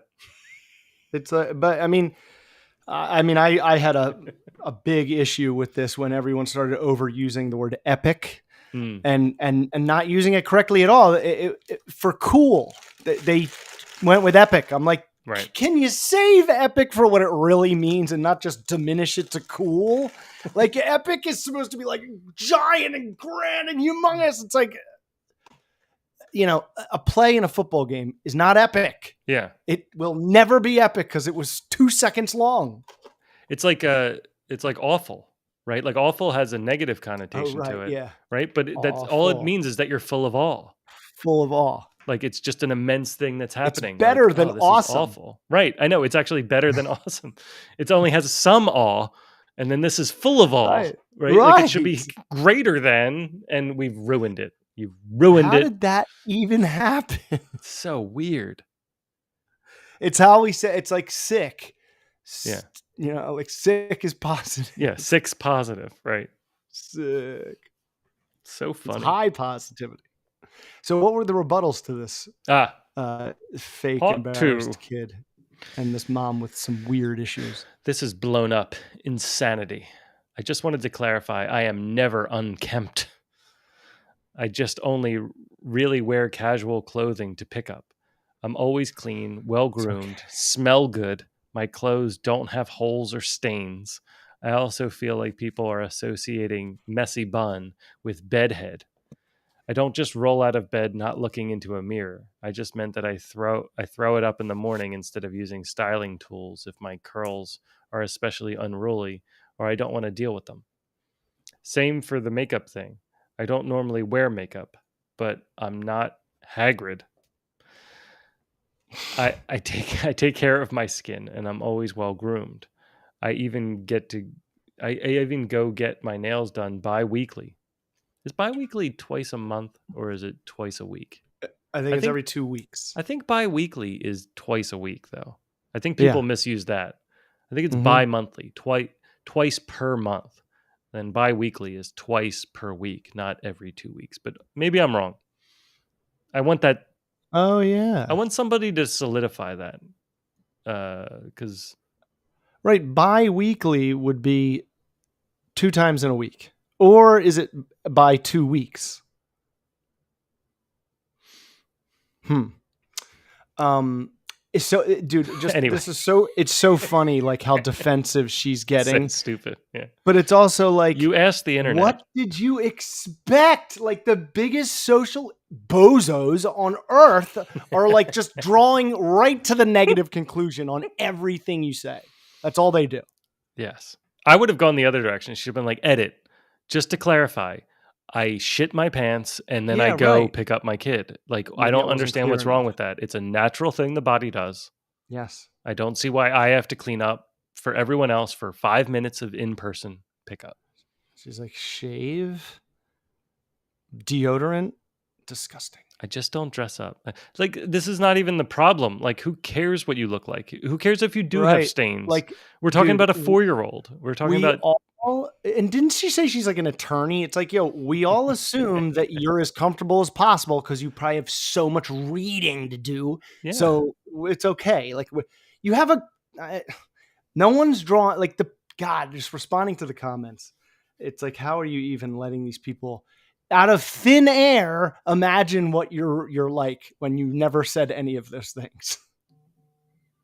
I just don't dress up. I don't know why people have decided yoga pants equals slob. Is that true? Did I miss the memo? Everyone in my area wears yoga pants, athletic clothing out and about. Well, there you go. Yoga pants are the greatest thing that somehow we snuck into just everyone in society. I don't know where I'm at on yoga pants. I mean, they're the tightest pants my wife wears, so I like them. That's part of it though. Like, it's also like there's like like hundreds of women walking around in basically underwear everywhere, like super tight. Like, there's no. I don't see them. I don't look at them. I don't look at anything else. Yeah, you know what? Neither do I. It is done. I'm just like, gross. You're all gross. You're all gross. Everything's gross. But like they're like enhancing it now, you know, like with like butt cheek yoga. Those are funny. I'm just like, gosh, but when the curtains come down, it's like blah, blah, and then it's over. Like, I see the strings right out here in front of us. Like, you know, it's so funny. It's like, there's so much going on under just your pants. It's bizarre. And just, maybe walk an extra mile. Yeah. You don't need you don't want these fancy TikTok pants. Well, I just never understood, like is the point to bring attention or is the point to be comfortable?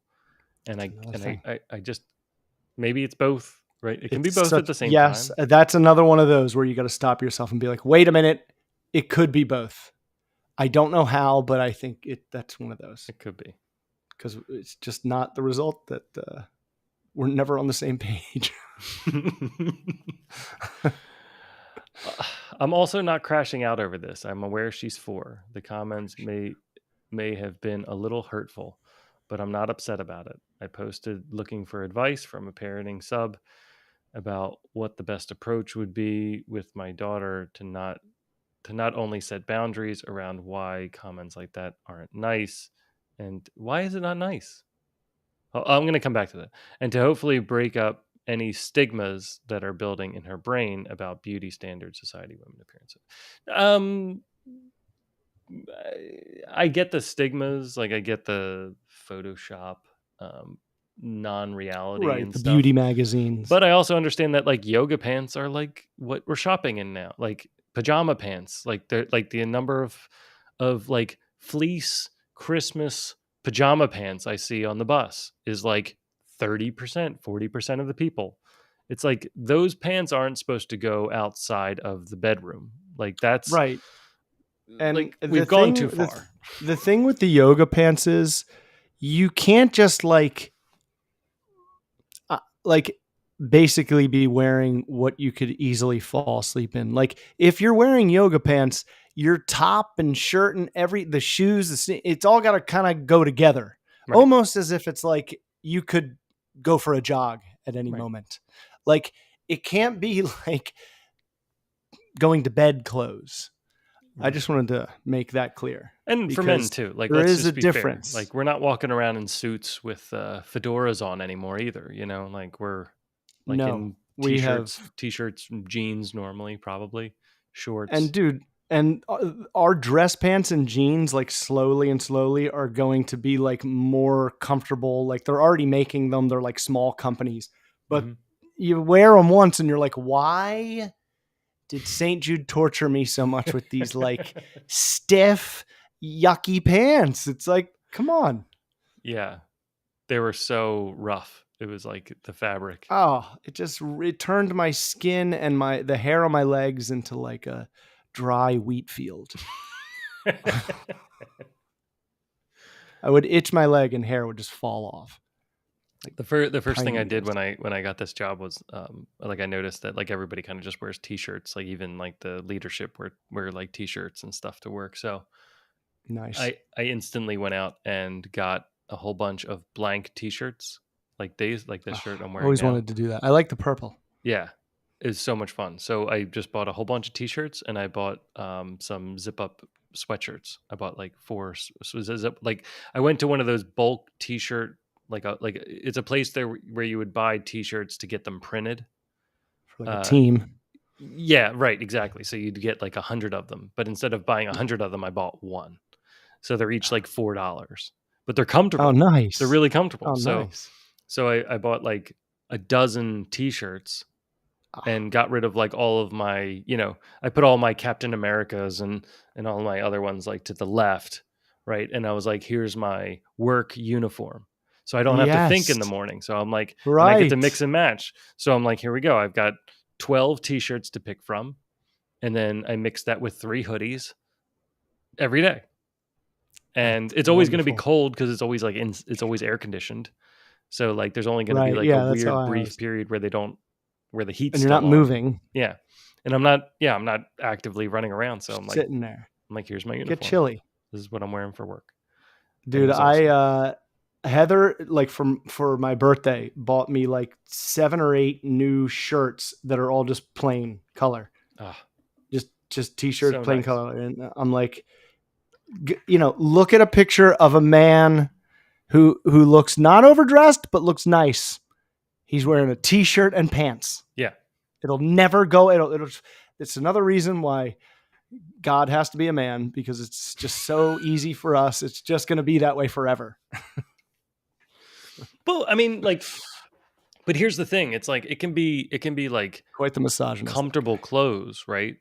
But like I've also thought to remove, like Presentage. statements from the shirt or anything like it's a blank shirt. So one, I'm not Right. like I'm the endorsing statement. Coca-Cola. I'm not, supporting Barney the Clown or anything like No I'm preconceived yeah. So, ideas about but me. it's it's a clean shirt and it's ready to go. So if I was to go pick up the kids, I mean, I get it. Like I was unemployed for quite some time. And in that time, actually, even before, like when I was just working from home, I would go to pick up the kids and I'd realize like around 1 o'clock, I hadn't brushed my teeth yet. I'm like, oh, like I have to enter society. Like I remember one Oh, time, even during, maybe it was like a little bit after COVID, I was like, hey guys, we're going out.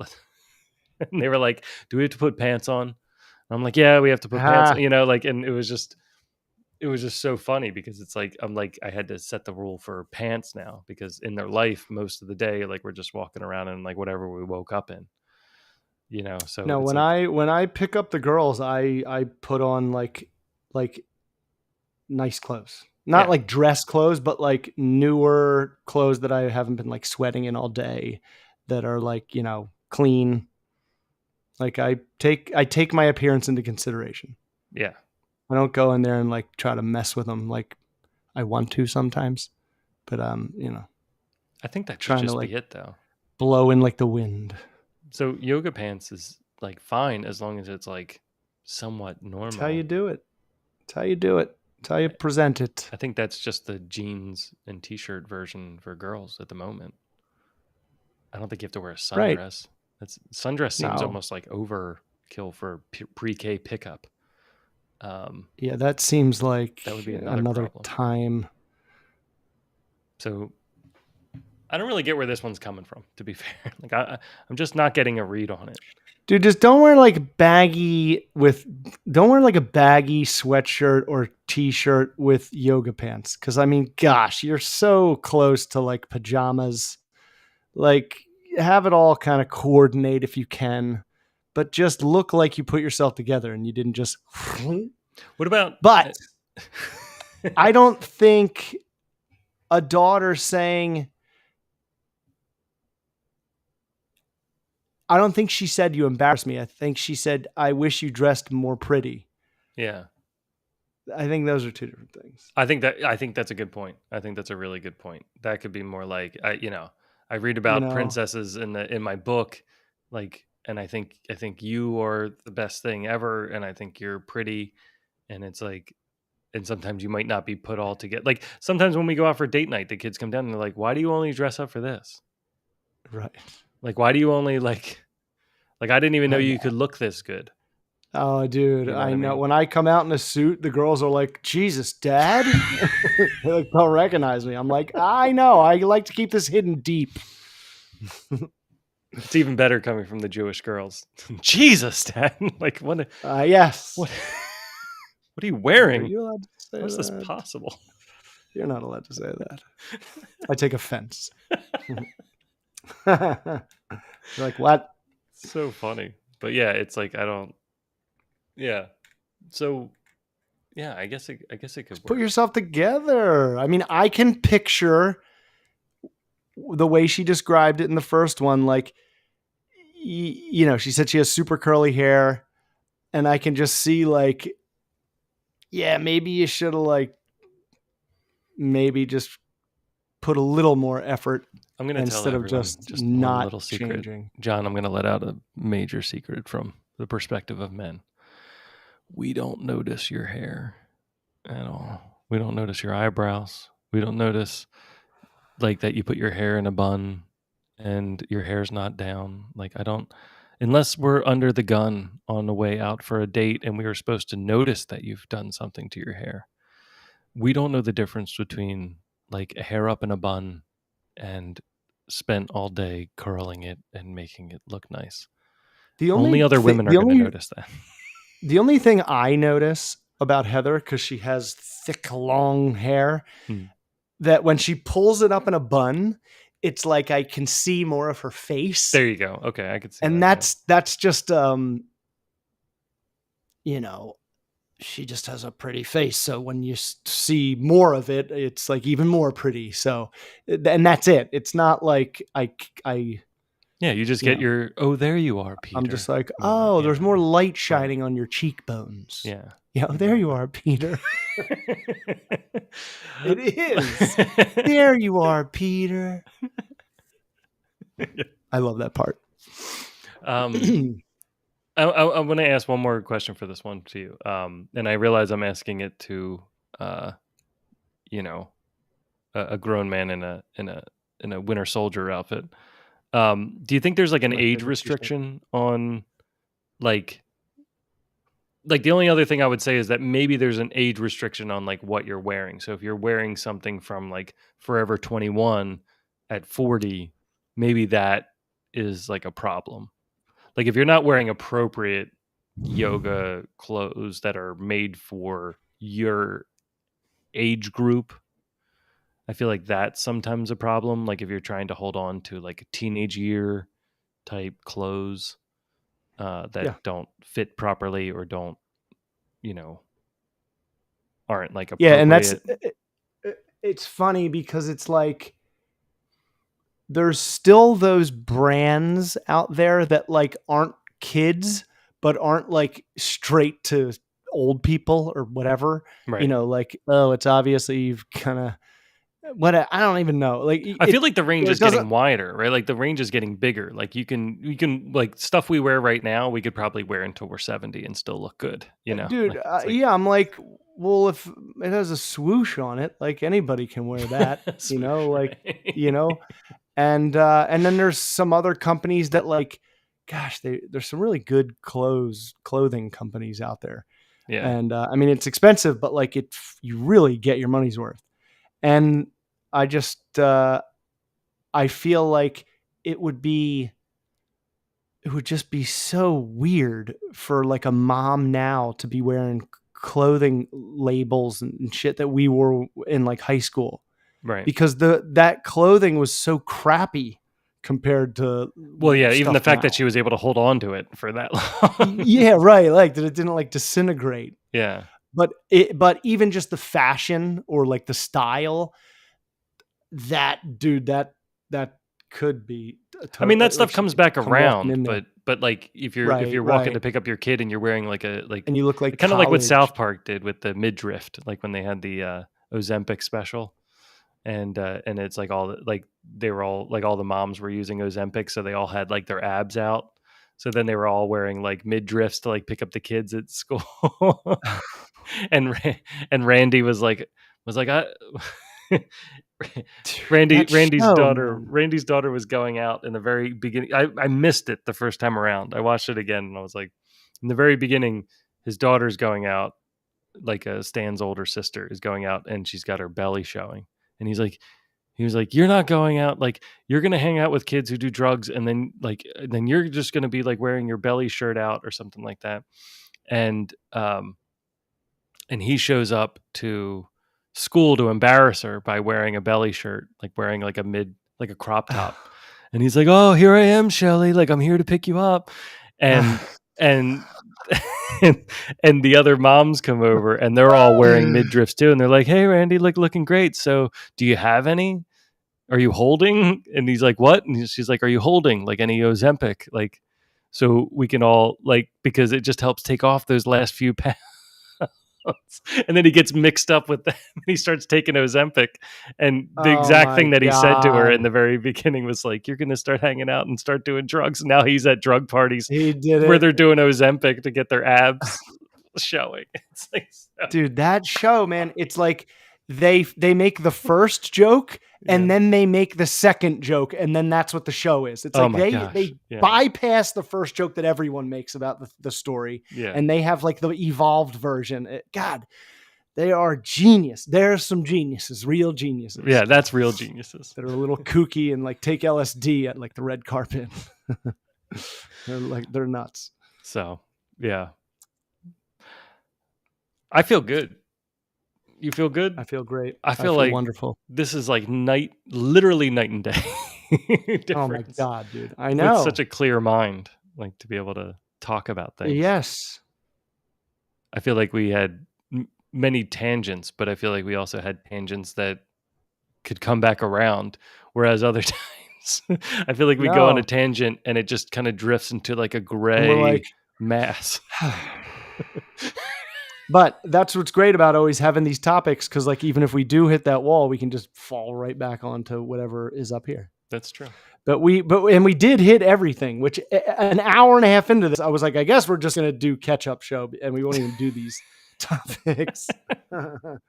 But we like naturally were like somehow talking about Star Wars. So I'm like, oh yeah, Andor. Well, it is great kind of having unlimited time too. So it doesn't work out. Yeah, we're not going to always have it. So I'm glad we made the most of it. Totally. Yeah. Do you want to give Let me know what you're doing tomorrow. What am I doing tomorrow? Don't forget to like. Don't forget to subscribe. We'll see you next week. Yes, y'all. We gotta go.